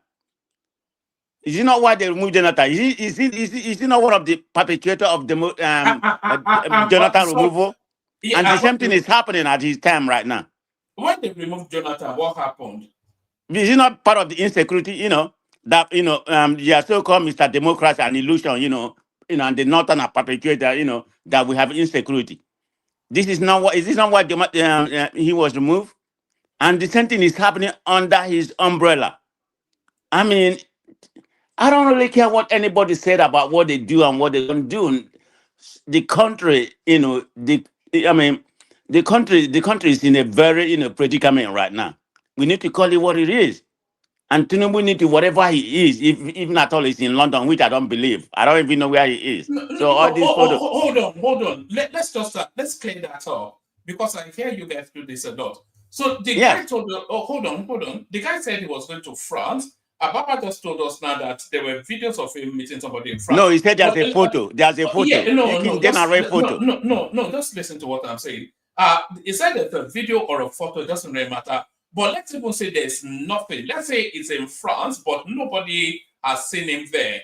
So what does that establish then? That it's not in France, or it's in the moon, or what is the object of the whole? What is the object of my... It's an incompetent president. You don't run a country by a war. No. Stay in one place now. I'm staying in one place. We are going to incompetent. You are saying, they say it's in France. Nobody has seen images of him. So it's not in the country. So it's abroad. And they told you it's in France. So what is the conspiracy? I don't get. Yes, there's conspiracies, No. Hold on, because the president told me that he's in France. Do you want me to believe them? I don't believe anything from that come out of the presidency. But hold on now. Let's apply brain here. Okay. They tell you the president is not in the country. You saw him boarding a plane, and they told you he was going to France. So why would they say he was going to France when he's not going to France? If it's not in France, then it's in the country. I mean, what exactly is the objective of these things that you guys do? I mean, we don't know where he is. There's no transparency. I told you, it's the in man France. Hold on. The man is an old man. There's nothing wrong with being old. If you are sick, you be very transparent to us that you are sick, you are going there for medical checkup or whatever. There's nothing wrong with that. The country understand. Nigeria are very understanding people. But don't come here and bamboozle us every 3 months. You embark on... Oh my God.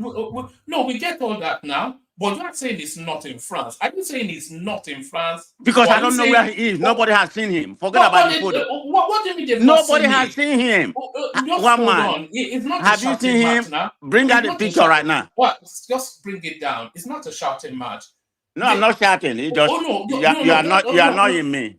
No. Let's not be annoyed, but let's because I know you guys like to run away into that indignation and hide there. But it's not an indignation, it's a fact. No, don't go and hide away. Don't hide. Stay steady. Okay. Tinubu is not in the country. Do you accept that, or is he in the country? So let's take that step I don't know. I don't know where he is, one man. You don't know where he is? Hold on. He can be in Ogun State. Who knows? Oh, okay. Well, he can be in Lokoja. If that's the level of it, then I can't. Yeah, it is. Because I don't know where he is. They told you it's in France. So just because they told me you want me to believe them, I don't believe anything. Okay, let me tell you where he is. If you open your wardrobe, you probably find nobody. Maybe it's in your wardrobe. Yeah, he may be. Who knows? It's ludicrous. This thing. You may call it ludicrous, but this is the fact. Nobody knows where Tinubu is. Of course we do. We do know where he is. We know he's in I France. don't. Majority of Nigeria don't know. Reasons of what you're being told to say, but everybody else knows. Who told me to say? I'm just saying it has it. You are not saying it as you see it. You are just re-echoing what you are being fed. That's one man. Where is Tinubu? Tinubu is in France, and have you seen him? London. No, have you seen him? I was in France yesterday having lunch with him. What's okay. You just exemplify. Just exemplify what I'm saying. You just exemplify what I'm saying. But the bottom line I'm trying to make, there has to be transparent. There's nothing wrong. You going there, and telling people that this is the reason why you're going. I mean, he's replicating exactly what Buhari did. What is the difference? It's like he properly stated, he's going to start where Buhari left. That's exactly what is happening at this present time. Where we are right now, exactly Buharism. That's what we are, that's what we are experiencing in Nigeria right now. There's nothing better, even his own is worse, you know, even his own is worse because he had pardon to he has narrated to the angle of dictatorship. Even that Buhari was a military, he didn't perpetrate this kind of dictatorship that we have right now. What's dictatorial about? When you speak, they jail you. I mean, do we have freedom of speech in that country? Who has spoken that they've jailed? Look, one man. Maybe just stay. You need to stay in London, okay? You just come here and read paper. You don't know what's happening in Nigeria. When was the last time you ever visited Nigeria? You just stay in London and make too much noise. Fairly frequently. No, you don't. You know what staggers me, and I thought you were above it, but what you seem to do is to regurgitate all these talking points. I have to. That's why I come here. I'm not gonna. I'm not gonna come here to pander to one side. I have to rebut most what you are saying. No, but you can think independently. Sometimes you can. I'm thinking independently. I'm saying it how I see it.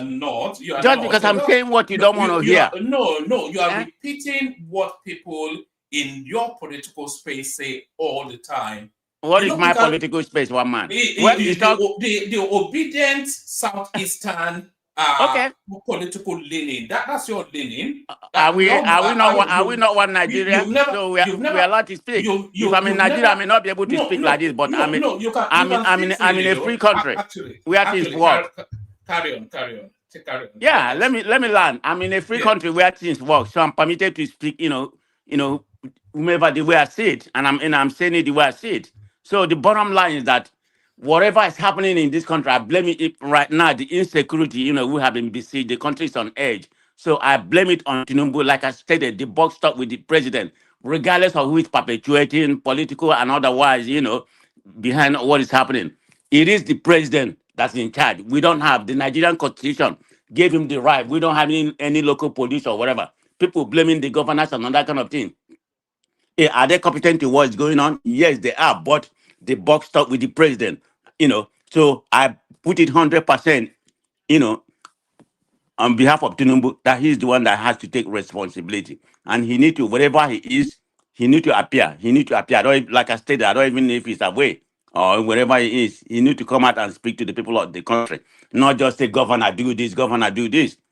You come back and take care of the country, or else, or you're taking for re-election, you may not be able to get that position. But even at all again, that country is close to being gone, okay? We have an epidemic of insecurity. And just nothing that country is going to do without no security. I mean, that's the way I see it. So I'm done about that, So what's the next topic, one man? I still have my 2 or 3 minutes. Do we have an epidemic or a spate? What?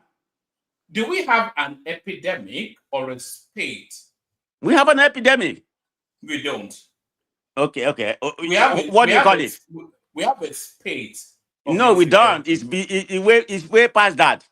How are you not going to say when there's killing every day? Tell me any day there has never been a killing in all part of. Maybe the Southwest is a little bit better compared to other part of the country, but I give them kudos, for the way they have handled it. But they're not safe either. You heard about the student coming from Calabar to Ondo. Where are they? Nobody knows where they are today. Which students? They said there are some students going to from Calabar, for the Easter Sunday, going to Ondo. Yes. They have been kidnapped. So that's another story. Who told you that? Have they been ransomed?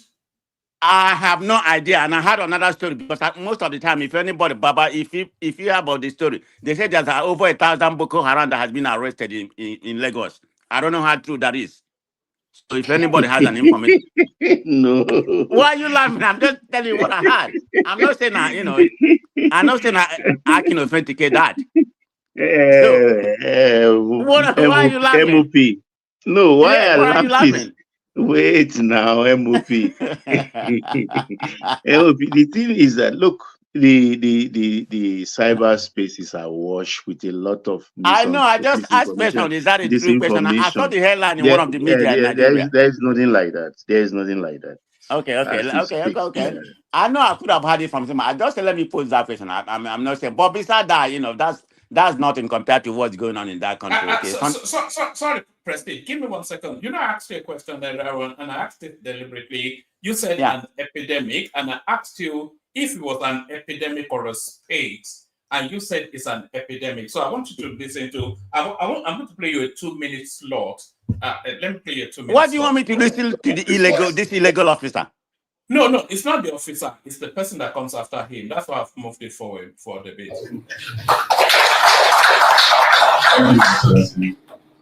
Let me place on record that we have received tremendous support from the IGP. Like he announced, we have received additional deployments. The process was on even before this recent setback that we had. I want to describe what has just happened in the last 3 weeks as a setback. Like you acknowledged, 1 year, 3 months, we had a spell of peace on the. Okay, so that's what I wanted. Why do I have to listen to that fat pig? What's he gonna say? Give it up with all of these things now. No, why do I have to listen to that fat pig? It's his stomach infrastructure. Forget all of that now. Can you just? Yes, he is. Why? I mean, stick of hands. It's after what he can get. Yes, forget. So don't be playing that nonsense video. It don't make sense. We are not born today. Everybody here is born yesterday. So don't come here and be capping people. All right. If not for your benefit, it's not just a conversation between you and I. It's for a wider out there. So just hold on. Give me 2 minutes, and then you can have the floor for as long as you like. I want to describe what has just happened in the last 3 weeks as a setback. Like you acknowledged, 1 year, 3 months, we had a spell of peace from the. All right. So that's the governor of Plateau State, and he was saying that there are 2 things that he said that I wanted to bring forward. He said, let's consider what is happening as a setback. That for 1 year and 2 months, that the country has experienced unprecedented peace. So that is not the language of epidemic. And if it's telling you this is the epicenter of banditry and terrorism, Plateau, Benue, that's where it happens. The governor of that state is telling us that for well over a year, they've experienced peace like they've never before. And now you have this spate, this spike up. So it's not an epidemic, it's a spate. And that is according to the governor of the state. But what's the he's a priest, right? I mean, it doesn't matter what he is. It's the governor of the state. He doesn't know what he's talking about. Yeah, there may have been. Hold on. There was never a time there was peace in Plateau and Benue. He's lying. Right. He may say this insecurity was subsided maybe to a certain degree. But it has never been peaceful in that part. But right now, it's on a different space right now. That's what I call it epidemic. Whether it's 3 or 4 months, it doesn't have to be a year for it to be epidemic. So I mean, it is what it is. So people come here and lie to us. All this propaganda, it's not helping the country. Call it what it is, and don't come here sugarcoat. But if we're going to sugarcoat, I'm not going to do that. Nigeria is spiraling out of control right now. That's where we are right now. And I said it, I'm going to repeat it every time, So what else you want me to say? Give me another topic. One man.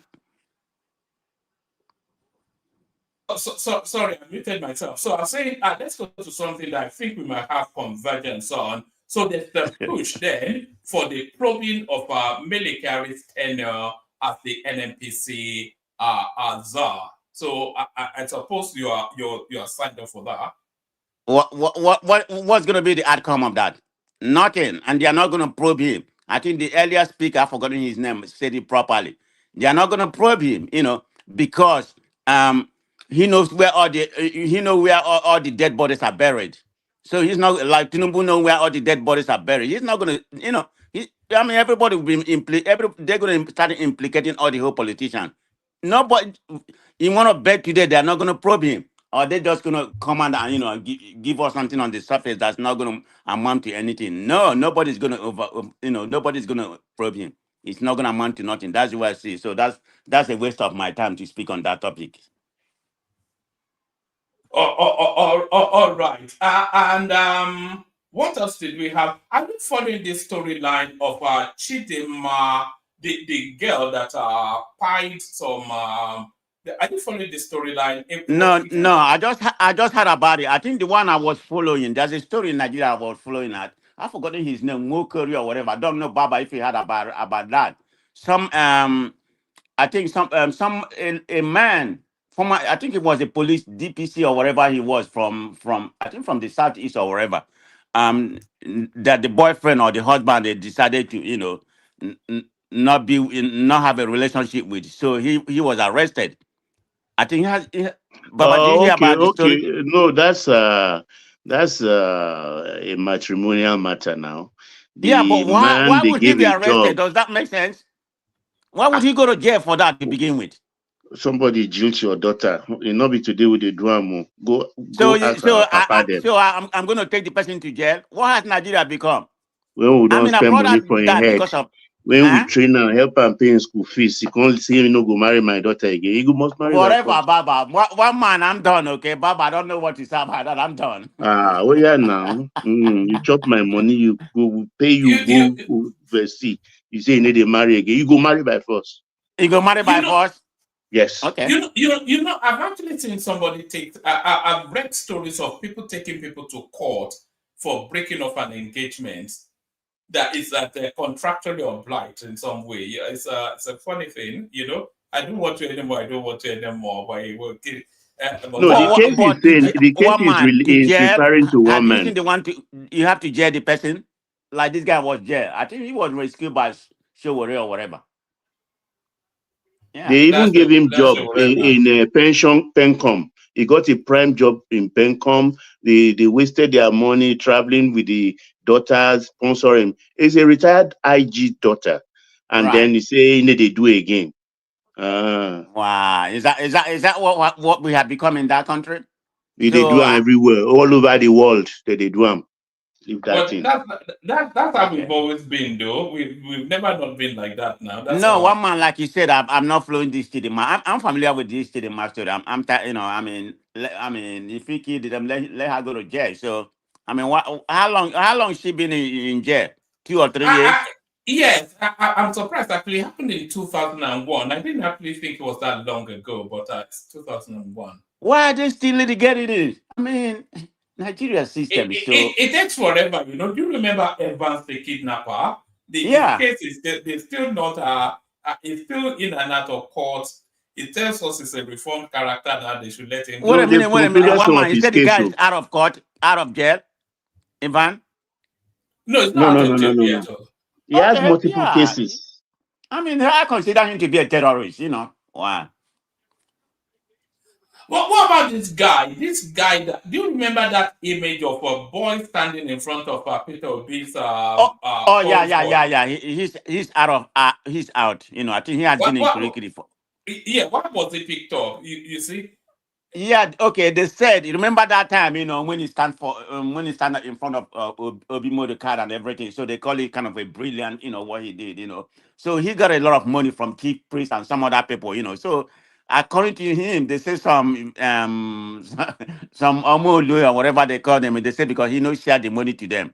So they frame him for some thief and some felony, But the problem in Nigeria is that they say the police collided with those Omole, people. So they put him in jail. They wanted him to share the money with that, but it's not political in that space because he did with Obi. It's just because he has money, he collected a lot of money. So they collided with police. This is why police people are corrupt in that country. So that's why he has been in jail. But today, was it today or yesterday? You know, the one guy is that F Young, you know, and some Inebehi. right. So you know, they Inebehi bet him from. and right. They Peter, say do you he's not visit him in Kirikiri? Peter, we visited him in Kirikiri now. No, some obedient functionaries did, Oh, Obridge, not okay. Peter Obi. yeah, but he was acquitted that he has nothing to do. I mean, not even you know that he was not So you culpable. can get away with anything under the name of Peter Obi now. No, Armed robbery, he has kidnapping. nothing to do. Just say you are an obedient and No, it has nothing to do they with will Obi. bully. But look, come on now. I think the guy name is Alabi. I mean, the young guy. You know, the guy wasn't treated right. You know, why would he be in jail? I don't know for how long he been in jail. You know, 6 months away. I don't know, a year. I don't know. But luckily, he's out of jail. You know, but you know, Nigeria. You know, one But man. You're why should talking. we make MOP? Why should we make this an issue? These are street urchins. You understand? They get money, they share, they steal, they share. So he refused to share, and they plot against him. And I don't see it as a big deal anyway. But Well, the obedience will make no. anything an I mean, but issue. it's a big deal, you know, because of where we end up. But it's not anything. No, It's the not obedience political. I from don't the look at it from obedience a political big angle. deal. They drop from heaven. All obedience drop from heaven. They never lived among us. So they want to turn Nigeria into heaven, whence they came from. Good for you all. Look, Baba, you're talking about we are going through a lot in America, okay? So you keep on talking. We are not. We are. They wait for now. You are a rational mind. Make una come talk, say, here in America, then I go open fire.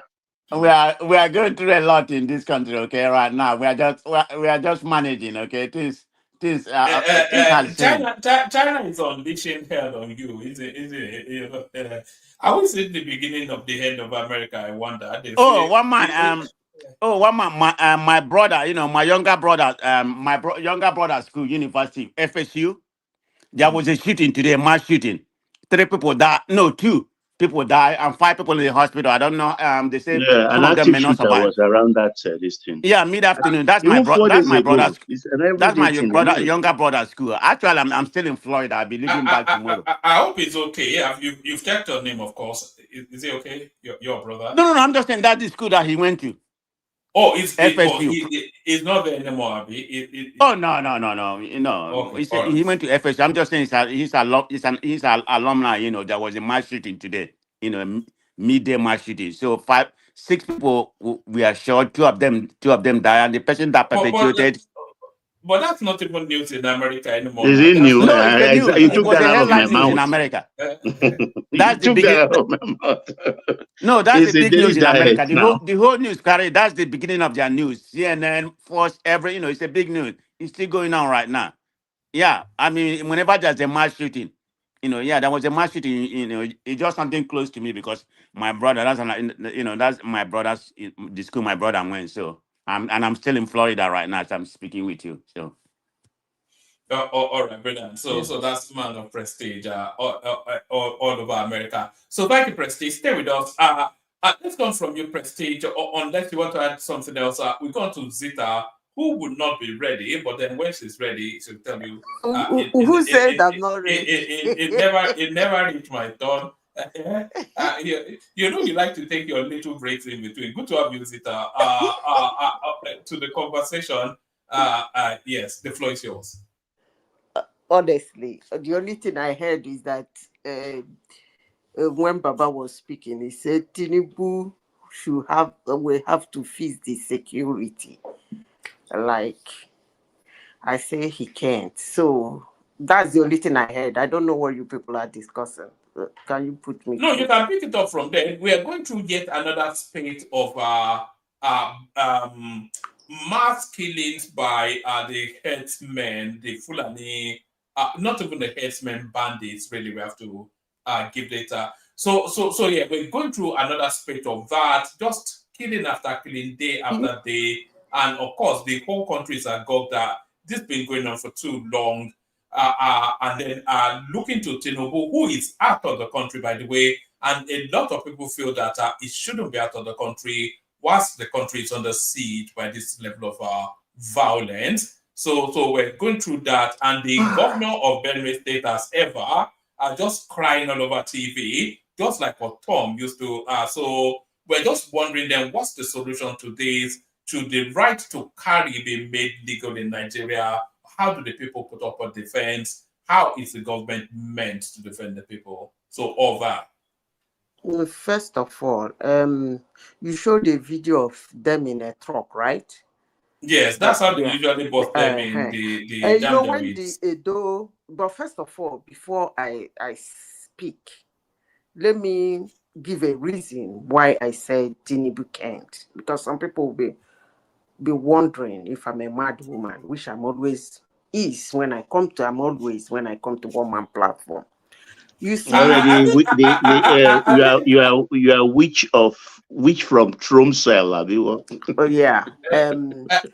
Zita, I think they stopped. I think they stopped wondering. I think they are now concluding. They are not wondering anymore. They are concluding. They are not. I said they are not wondering anymore. They are concluding. Concluding what? That whatever it is you said. Anyway, never mind. Okay, I don't care. Yes. You see, the reason why I said that was that the same reason why most people who don't understand security and the fight for security, which includes sometimes war, usually come out and say that United States did not win the Vietnam War. So on that note, I am saying Tinubu can't. Because when it gets to a point that the locals are incapacitated or capacitated, the government can no longer do anything. I repeat, when security or war get to the extent that the locals are either incapacitated or capacitated, the government can no longer do anything. So on that note, I say he can't. Then back to the video you showed me. When that thing happened in Edo, in as much as they call me all manner of names in your platform, because I have a loud mouth, I'll say it. I stand and I said, number one, the story is inconclusive. Number two, they are not innocent. And everybody abused me. They call me wicked woman. Some people even warned me that I want war in their state. But that didn't deter me. Because before I can speak in this kind of platform, that somebody might bring out my voice tomorrow and say, you said this. I should be very sure of what I'm saying. I don't know about others. It's happening in other places. One man, that day you called them hunters, right? Is that not what you called them? You said they were hunters. And now the video you showed, the man is saying that they go deep into the bush, hunting for humans, right? And that day I asked you, hunters for what? You see, it's good for us to have at least a glimpse of knowledge, understanding of what is happening in our country, Nigeria. And with the wisdom in us, we can be able to discuss it without hate and love. They did what they did in Edo. I don't even want to speak what happened in Edo that got to that extent. But nobody wants to talk about that. As I said before, the insecurity in Nigeria has gotten to the extent that until communities start doing to them what they did in Edo, it will not stop.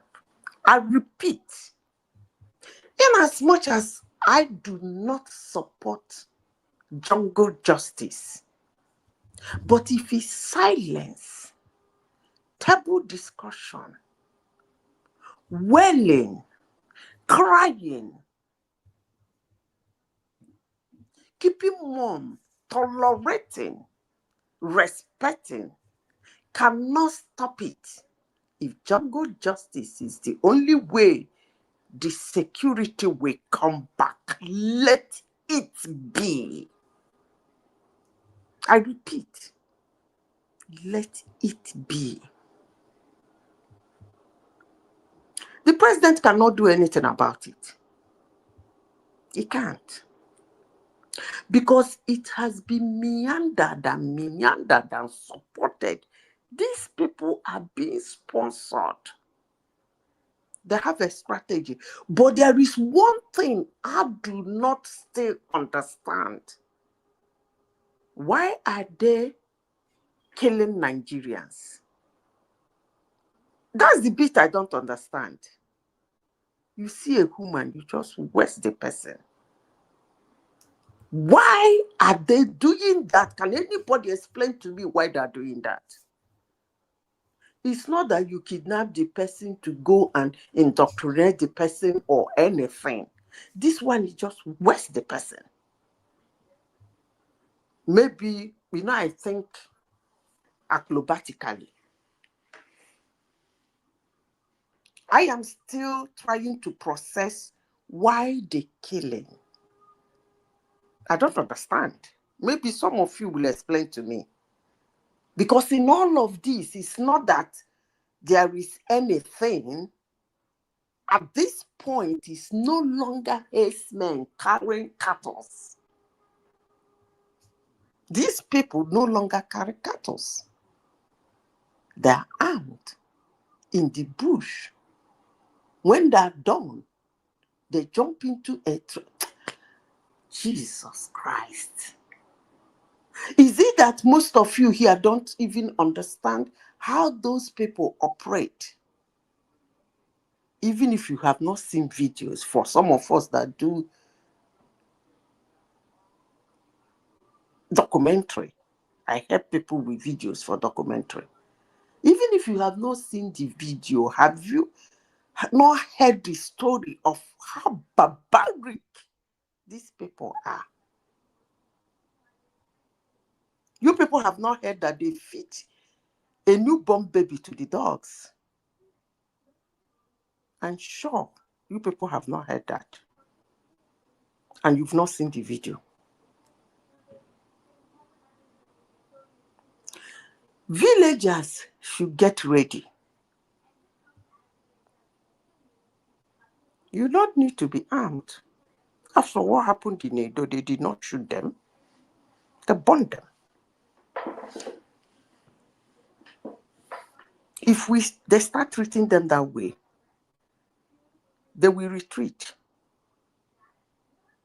But if somebody is waiting for government to arm police and police is them, they are police. Get infuriated. It's not going to work. Even the military, it's not going to work.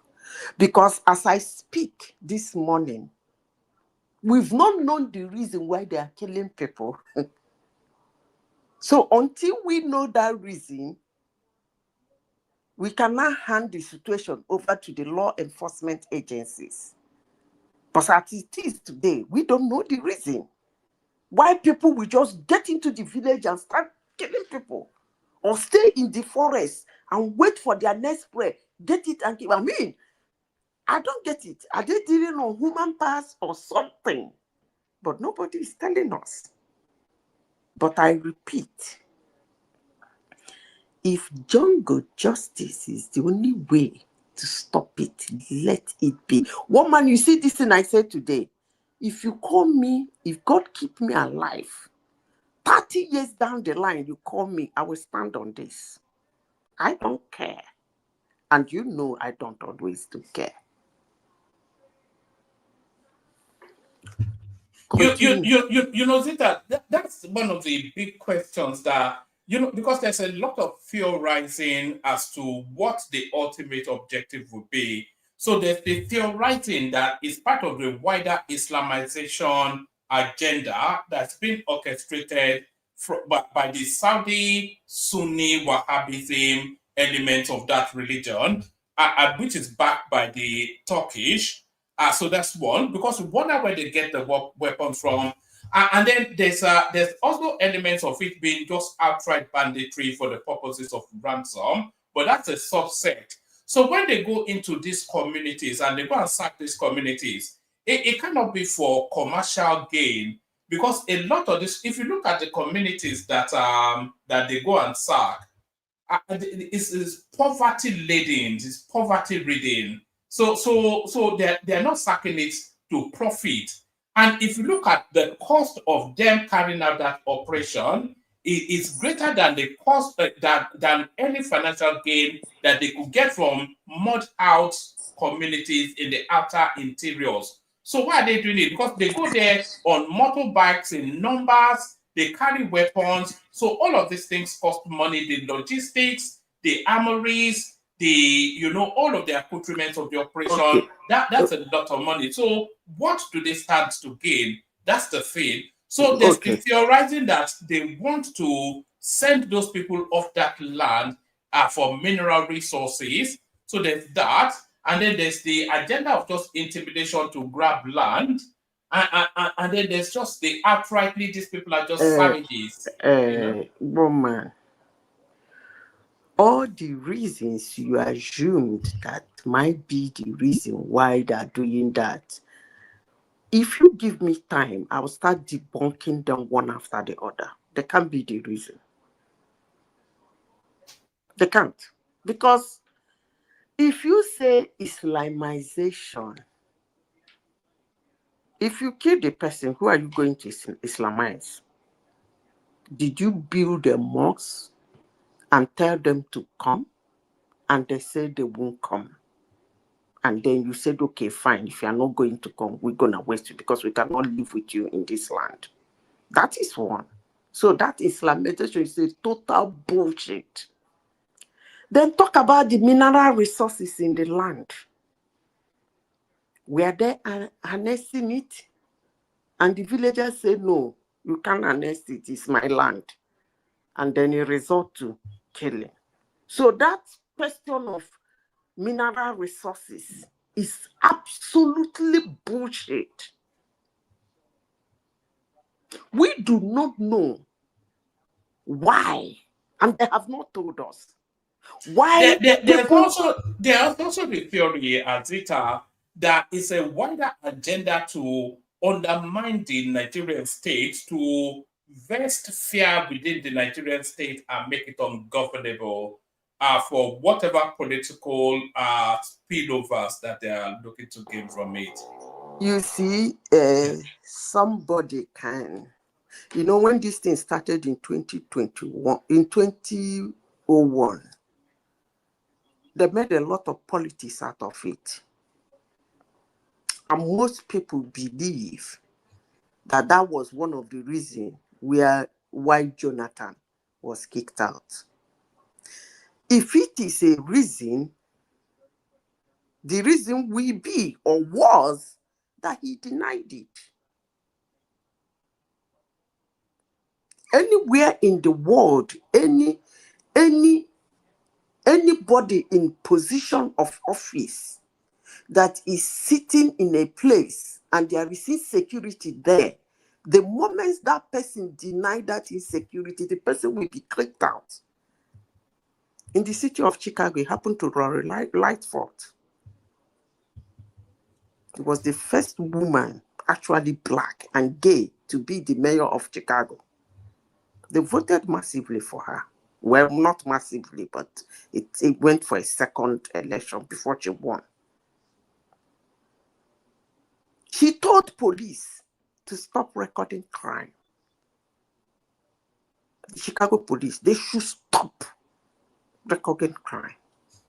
3 months later, he came and announced to the whole city that crime has gone down. Where did he get the statistics from? That angered Chicagoans, and they booted her out of office. Now, if Jonathan was booted, if it is one, because Jonathan has millions of reasons why he shouldn't have even gone there in the first place, let alone stay there, let alone being booted out. The reason was that he denied it. It took months before he acknowledged it. Then that was when the political connotation in Nigerian security came in. And people still believe it is political.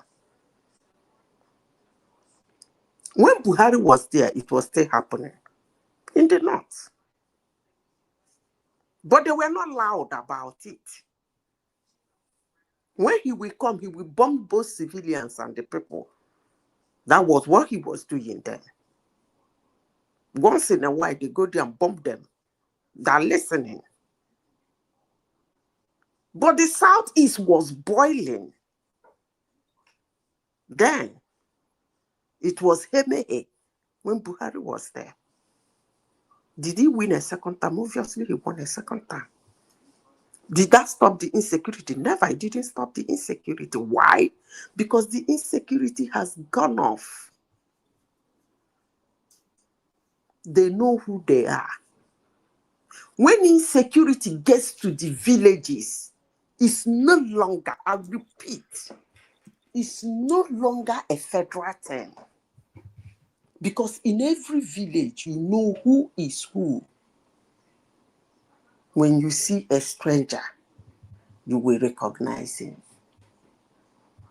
So if these people have the guts to go to our villages to attack it, then I'll repeat again, the villagers should stand up.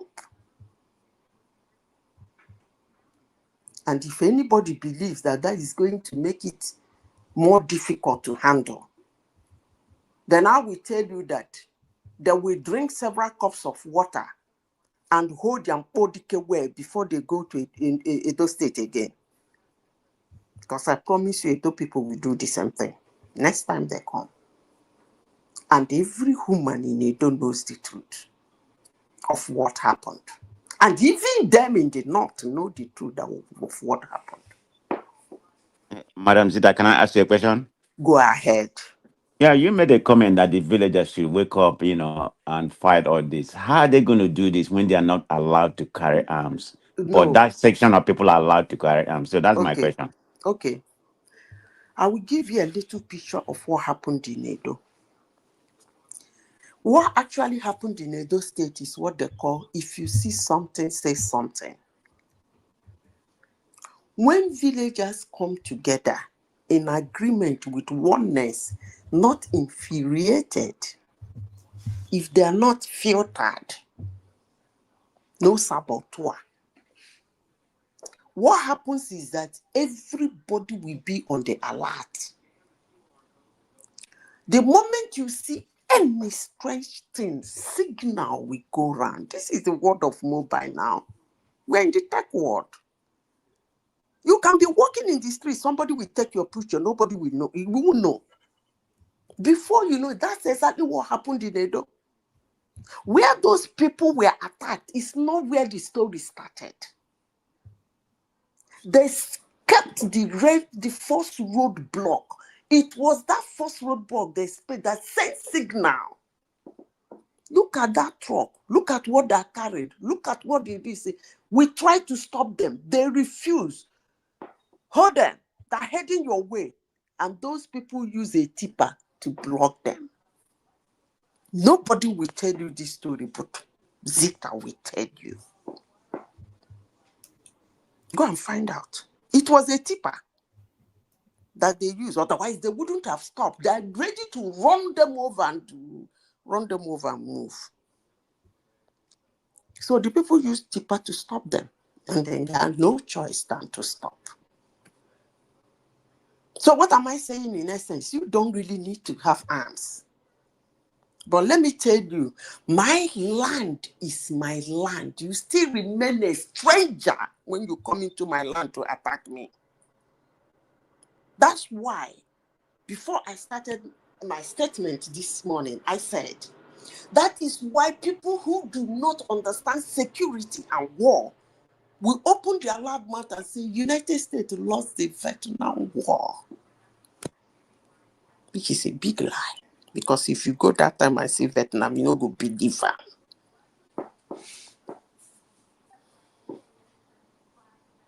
But when security goes to local, war enter local, whereby 10 years old is being armed, 9 years old is being armed, 7 years old is being armed, you don't have a choice than to walk away. It's obvious you have killed the men people. So why would you waste those young ones? But people who don't know history, security, and what happened in Vietnam War, we say that. Their land still remains their land, no matter what. So, man of prestige, my village still remains my village, no matter how a stranger tries to sniff around. When he comes in, if you want to make sure he doesn't leave, we can do that. I hope I answered your question. All right, let me take you to one more page, Zita, and then we'll go from you to Larry, who has been here for a good while.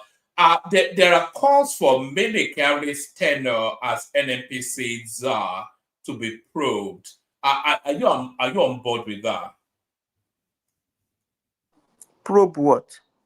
Mele Kyari, the just recently replaced NNPC chairman, Mele Kyari. Probing for what?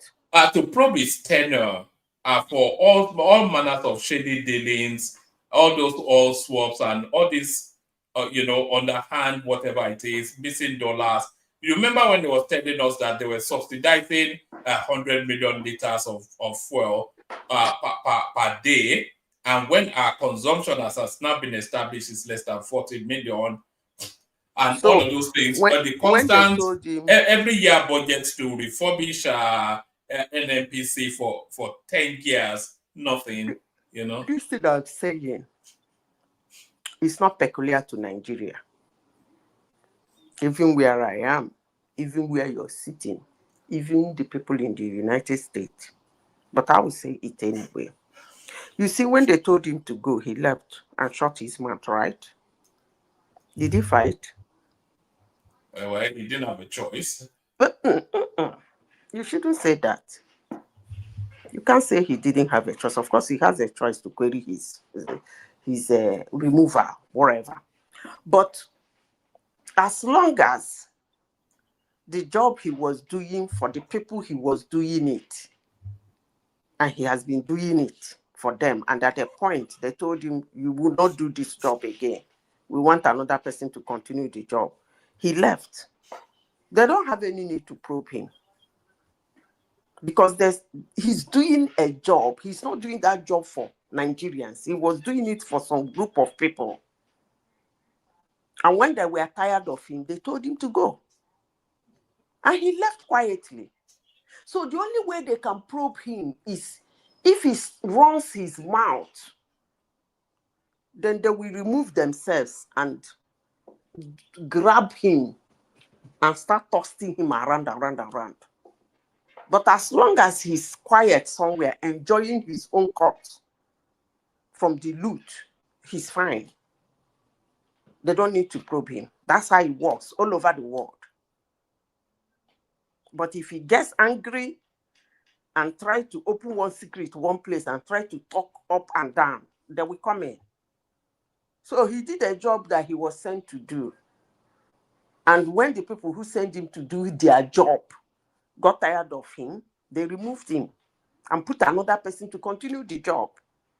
So that's why I said, if Nigeria want to survive financially, security-wise and everything, there should be nothing like NNPC. I will keep saying it.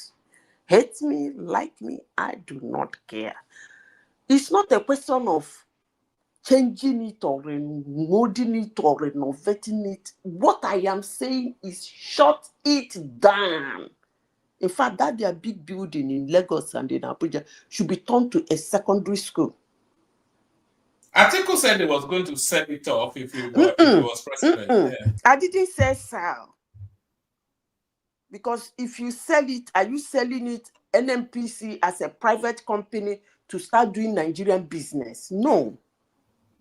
I said, shut it down, scrap it. It should no longer be existing.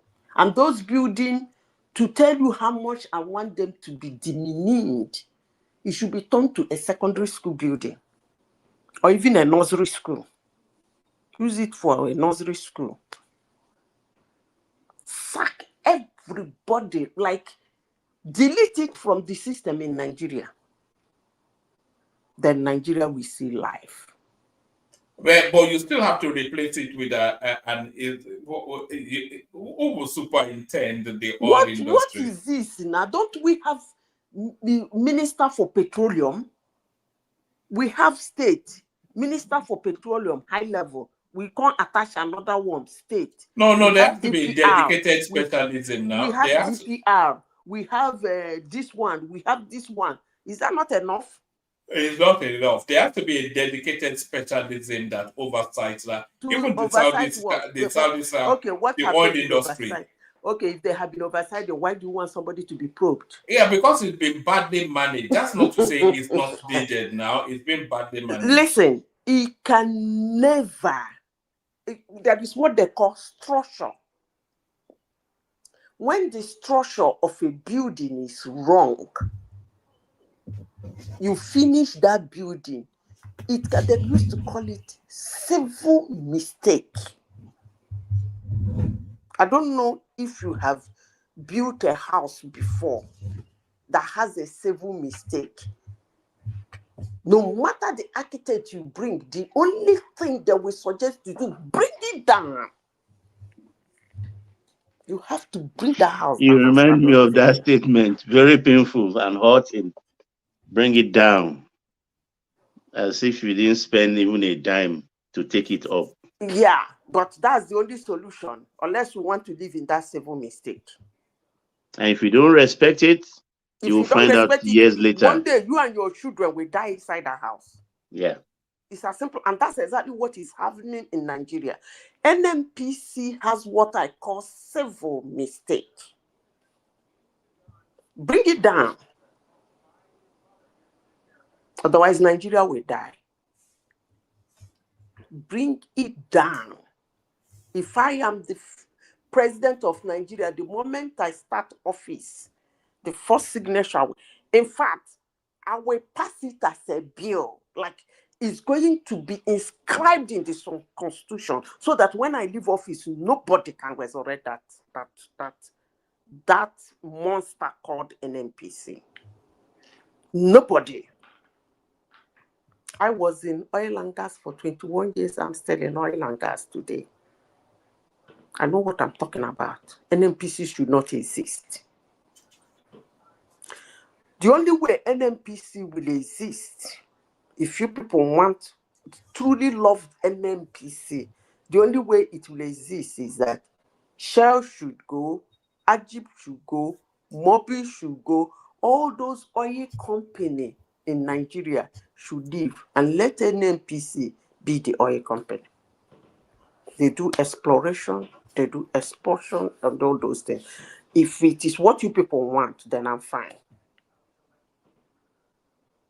But as long as all those oil companies are existing, doing the job, exploring, refining, and doing this thing, NNPC should know.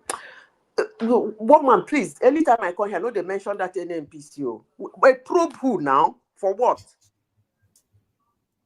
An institution that has a civil mistake.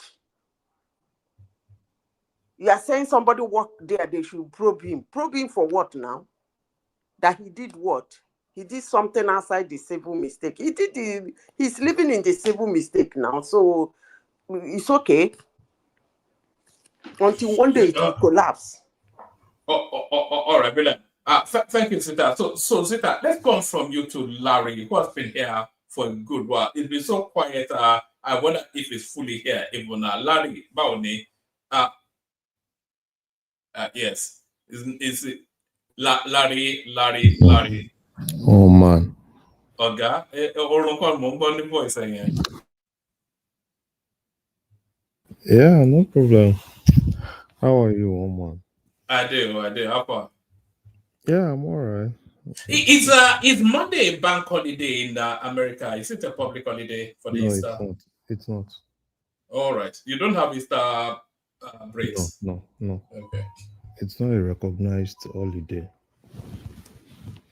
But some banks are gonna work half day tomorrow.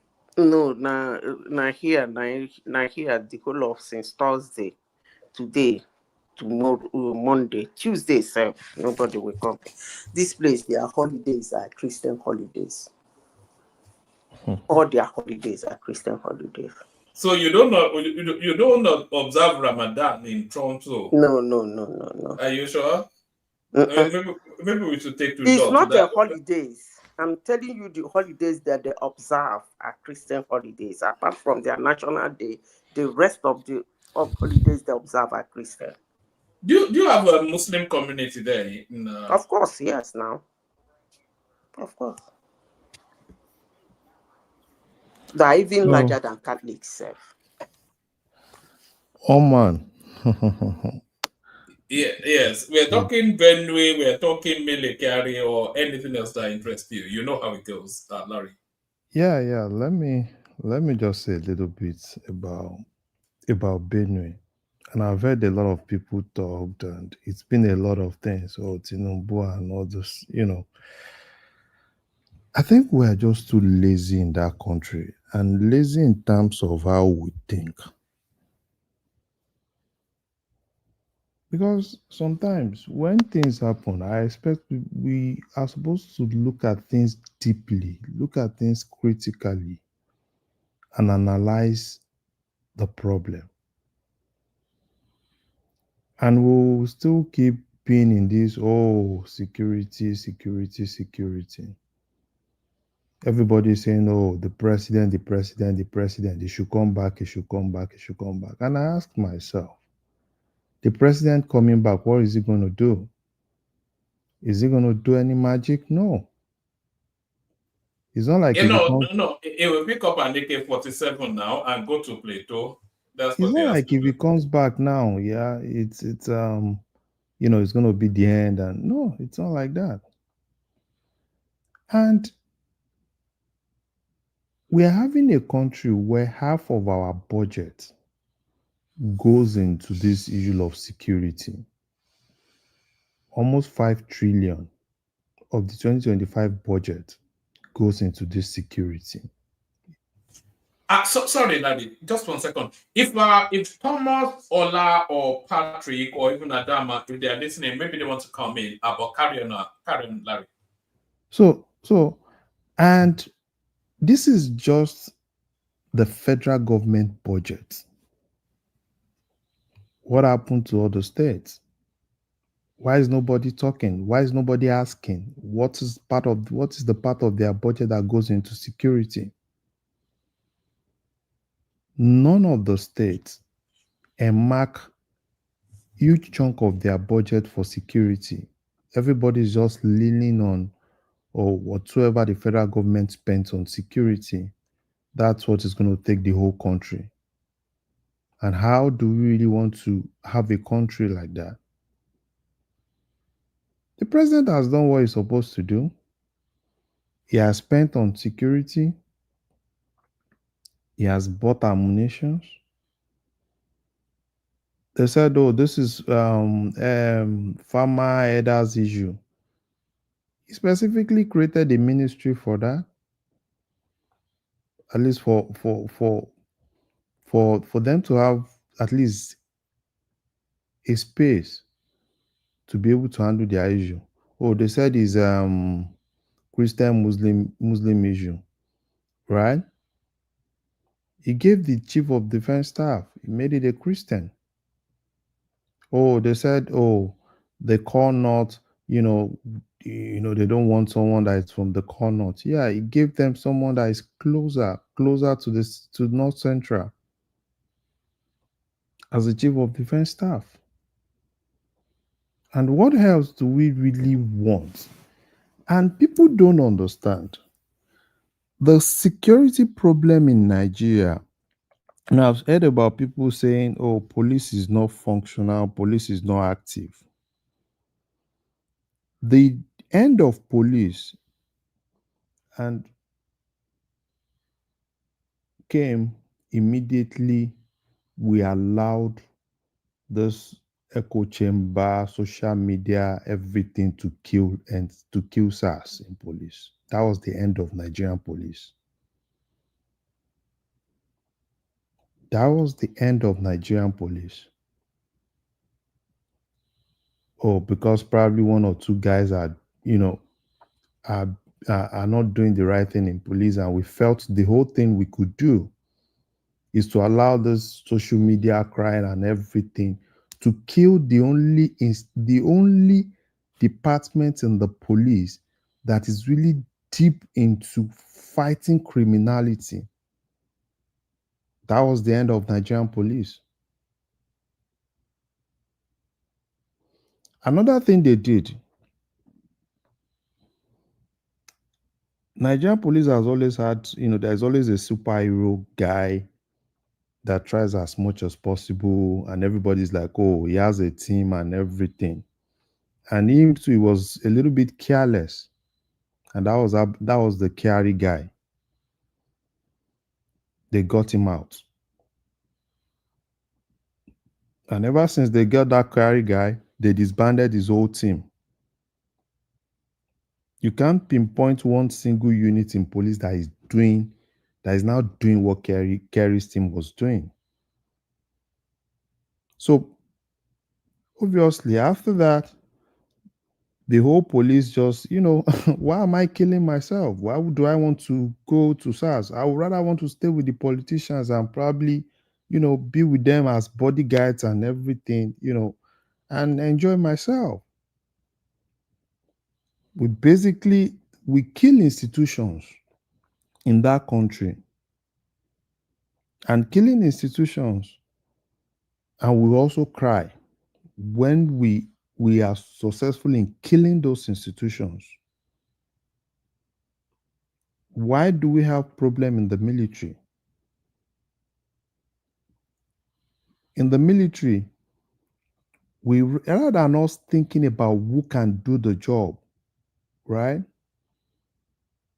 Every politician wants everybody that is close to them, that can do their bidding. They brought this law, there has to be federal character, there has to be this, there has to be that. At the end of the day, we now hardly have military people that are really ready to do the job. Because Nigeria is a country where no matter what you do as a uniformed officer, you will never be appreciated. So what's the essence of why do you need to kill yourself? Because these are the same people, you see them everywhere on social media, on this and this. Oh, the military, as if the military are not human. So what do you expect? You have lazy citizens, you have lazy governors, everybody's just lazy, nobody's thinking. Everybody just felt that magic is going to come from somewhere. We have people that are so, you see them politicians, they call them opposition, and the easiest thing to do is to, blah blah blah blah blah blah blah. Have you asked them? And sometimes I sit down and I analyze things and I think, I said, okay, these people that are always running Etosketa, what exactly have they really done to help those institutions within their domain? Rather than this, we want to go and sympathize with these people. No, that is not how to really help a nation if you really love your nation. You don't need a president. A president alone, that's a single individual.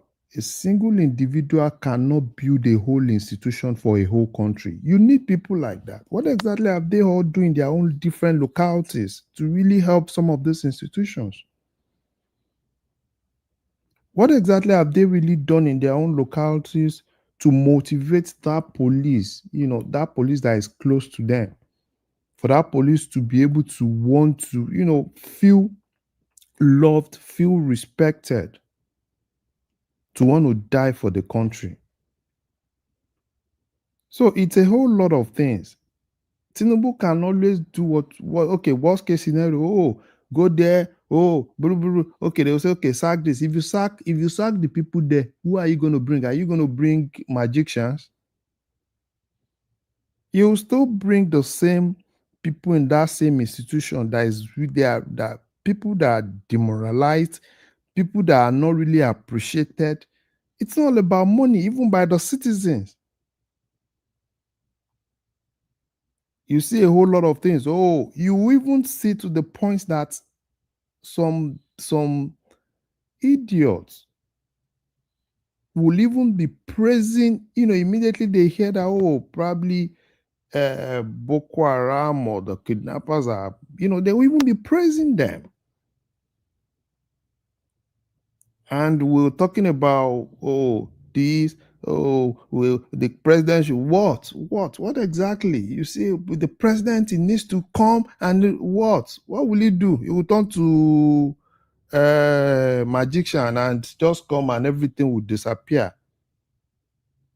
And most of all those things, if you look deeply, why is it that every time that the president leaves that country, there is always a problem? Have we thought about that? The president left. Before the president left, there was no problem. Immediately the president left, they started. Pam, pam, pam, pam, pam, pam, pam. Oh, the president. Wow. The president should. I like the fact that he's not even rushing to go back.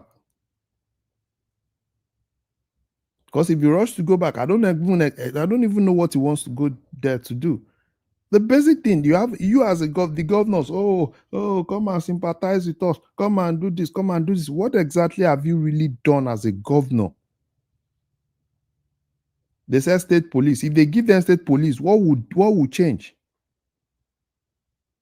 Nothing will change.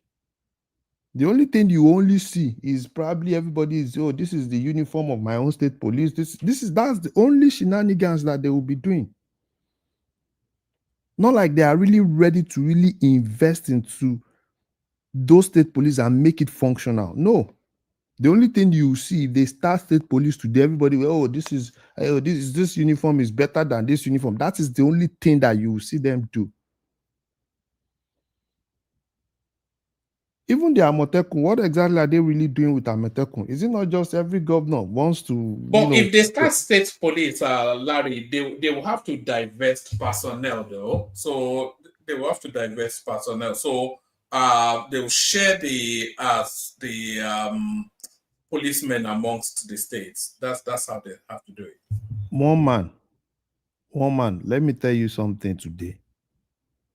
If they have state police, who exactly are they going to put into those state police? Is it not the same citizens of the states?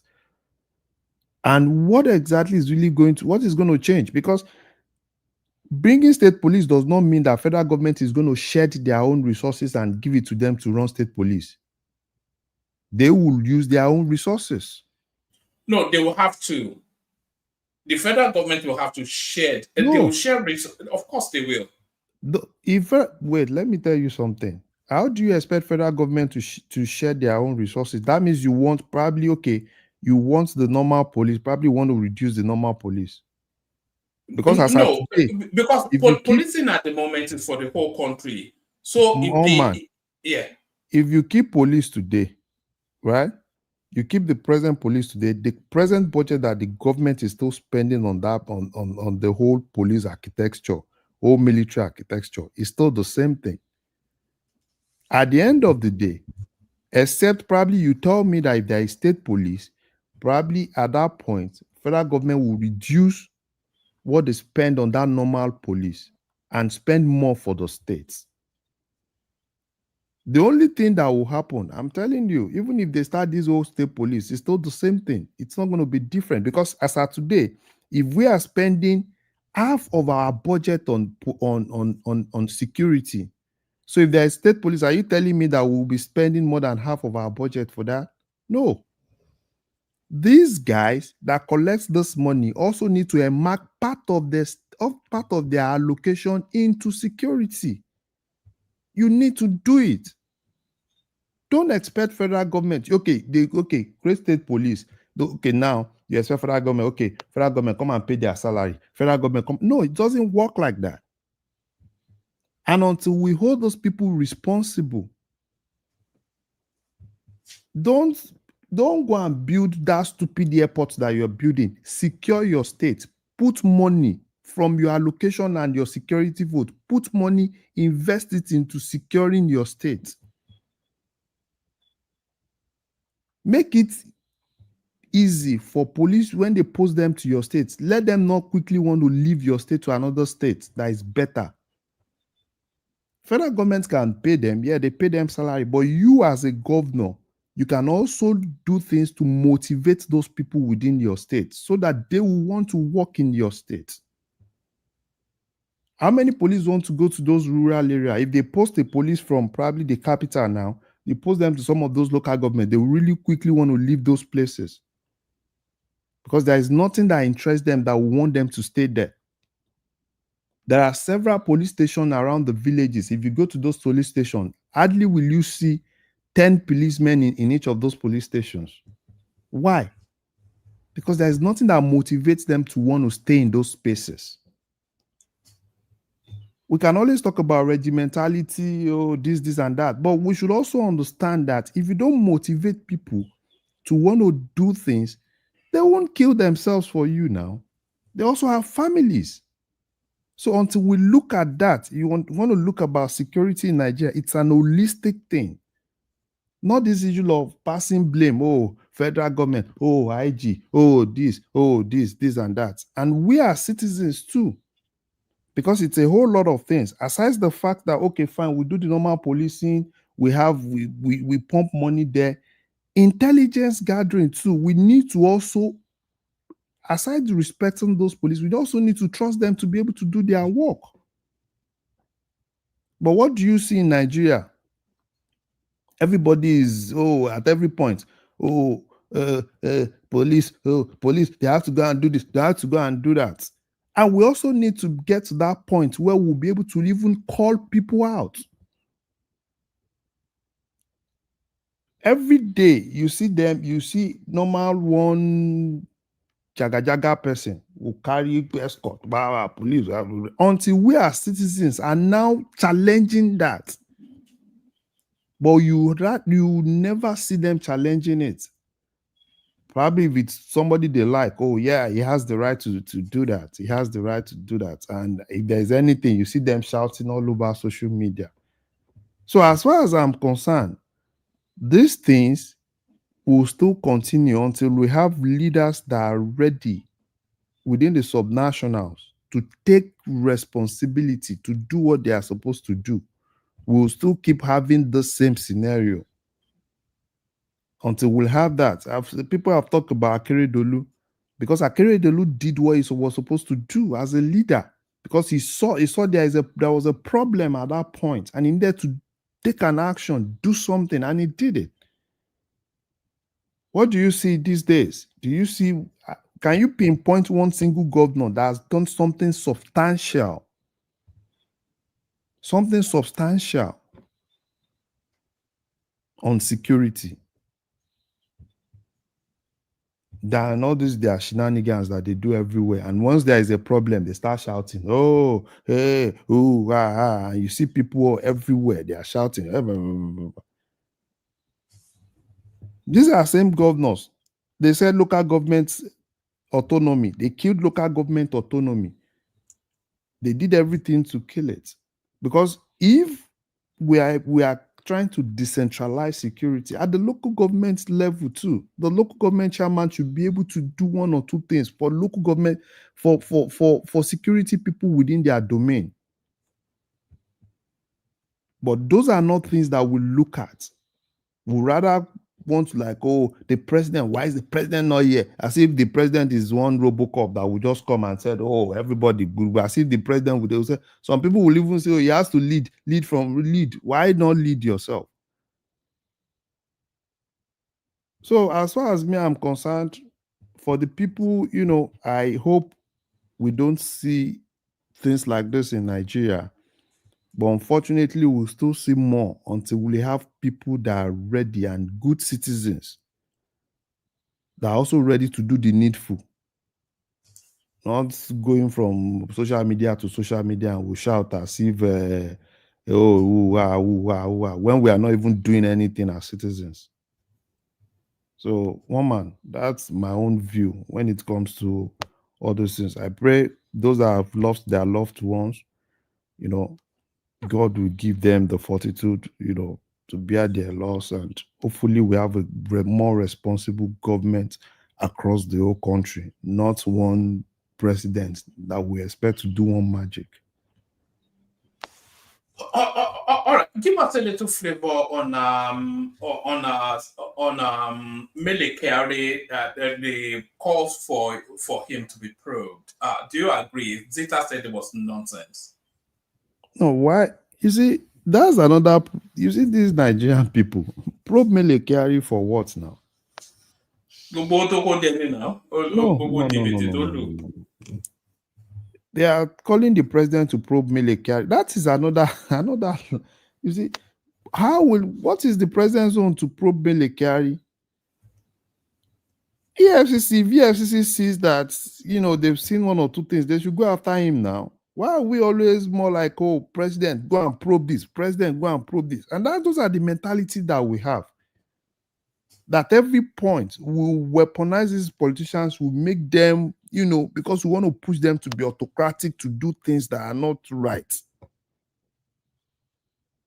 There's another person that is currently in NNPC.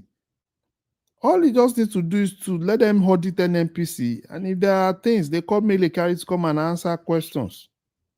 Not expecting Buhari, Tinubu, go and probe this, go and probe that. So for me, it's because now they want to put NNPC, they want to put it on the stock exchange, right? They are doing everything to put it on the stock exchange, which obviously means that they had to really do deep forensic audit into the account of NNPC. And if Mele Kyari at that point, if they feel that there are questions that he needs to answer, the institution should do their job, not expecting one president to go and probe this, go and probe that, until probably the president give EFCC the green light to go and probe this person. That's when they start running neta-sketa. Because me, as far as I'm concerned, I don't even know what anybody is doing. AFCC, police, everybody. Police, the only thing that I know police is only doing now is probably enforcing cyber crime law. That's the only thing. Somebody abuse somebody. Oh, police go and arrest that person. That's the only thing police is doing. And the other guy in EFCC, what is that guy doing? Probably some boys with some computers. Just go and arrest them. Say they are Yahoo boys. What exactly is any? Nobody is doing anything in the country. No, all the institutions, I don't even see any institution that is working. But I say probably NDLEA. Every other institution is just still the same thing. NDLEA There's is another agency that is working, the one that's chasing the fake drugs. And that's what I said now. The NDLEA. Is that not for cocaine? The one that's chasing these people that are selling fake drugs. Mm-hmm. Is that NDLEA? Okay.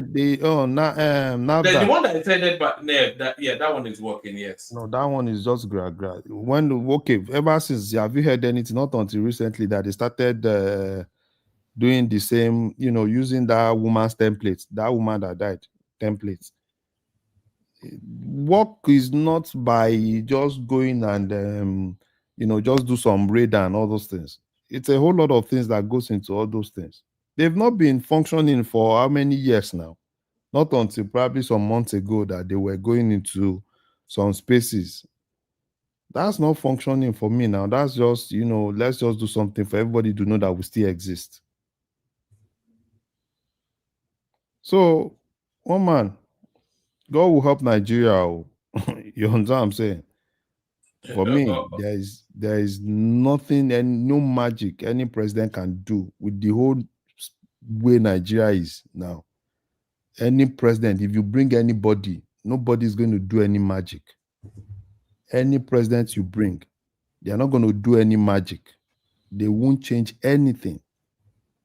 We You know, it just puzzles me that they are saying, "Oh, where is Tinubu? Where is what is Tinubu going to do exactly? As Baba Is gone, he?" Yeah, I think he dropped just now. Yes. Did you want to ask him a question? I'm sure he's listening. okay, now tomorrow I go ask him. Wait till the job. Huh? Wait till you the job. One man, leave me alone now. You are not you don't your you know what they eat where Zeta they eat boiled fish and boiled potato. No cuisine there at all. Is that what? I said they only eat boiled fish and boiled potato there, don't they? That's No, their their diet. favorite meat is lamb. Lamb? Yeah. I didn't even know Europeans. In every occasion, just like you must eat amala with gbegiri, you must eat lamb here. Yeah, but they boil it, don't they? They don't. They just boil. They boil it in hot water, don't they? That's it. No, they do it in a lot of ways, and it's delicious. Therefore, eat them raw. Which food they which you talk woman? You know, European diet is essentially boiled sausage and boiled potatoes. That's what Europeans eat: boiled sausage and boiled potatoes. So, woman, let's because as far as me I'm concerned, all these the president has to come, and when he comes, as if the whole security problem. It's just ridiculous now. What you know Nuru Ribadu, he visits all of these places. We saw the Inspector General of Police there. We've seen Kashim Shettima in all of these incident spaces. So we're seeing federal attention. So what if Tinubu was in Asoro, are you going to imagine that Tinubu will go to Plateau and start to hold hands with some president and say sorry? No, it does, but he's in touch, is in charge, is coordinating. And we've seen the impact of improved security until we're seeing this spate now, which is politics-led. So, I mean, courts, what exactly should they be doing? It's just, Peter just mentioned it, and it's vuvuzelas. They are running around social media to amplify. Well, woman, please. I wouldn't want to talk about Peter Obi or. No, don't worry. We cannot. But very soon we'll get into the thick of presidential politics, and you'll have to talk about it. That's, I think Peter Obi and Reno, they are handling themselves. Look at that, boyfriend and girlfriend. Yeah, those guys they're handling themselves. Because for me, I don't even understand. The whole security architecture is there. All the governor needs to do is to work with them and coordinate the security and help them with credible I actually intelligence. wanted to talk on the trade war, Sha. They abused me here the other day. But Larry, do you really blame the governors? That's what do you say? Do you really blame the governors? Blame the governors? Yeah. They are part of it now. Yeah, but they don't have control of the command of the police. It can only make recommendation. They are not the one to deploy personnel, even the equipment. Bros, let's clear this thing. They are not the ones. All right. So sorry, Larry. I may have to take it to the back in about 5 minutes or so. Anybody that wants to come in, and none of the after hours hosts are available. So I may need to take it to the back. I'll send the link to the comment section. Anybody that wants to come in. Ayo, the super chatter. So thank you, Ayo, for the super chat. Ayo, always only the super chatter. Back to you, Larry. Okay, so let's understand one thing. You don't command the police. You don't do this. You don't do that. That we used to say. aside the fact that you don't command probably commissioner of police, and most of all those things, the governors use some of those things majorly when it comes to political things. They work closely. If you're a governor, you work closely with everybody. If the commissioner, work closely with everybody.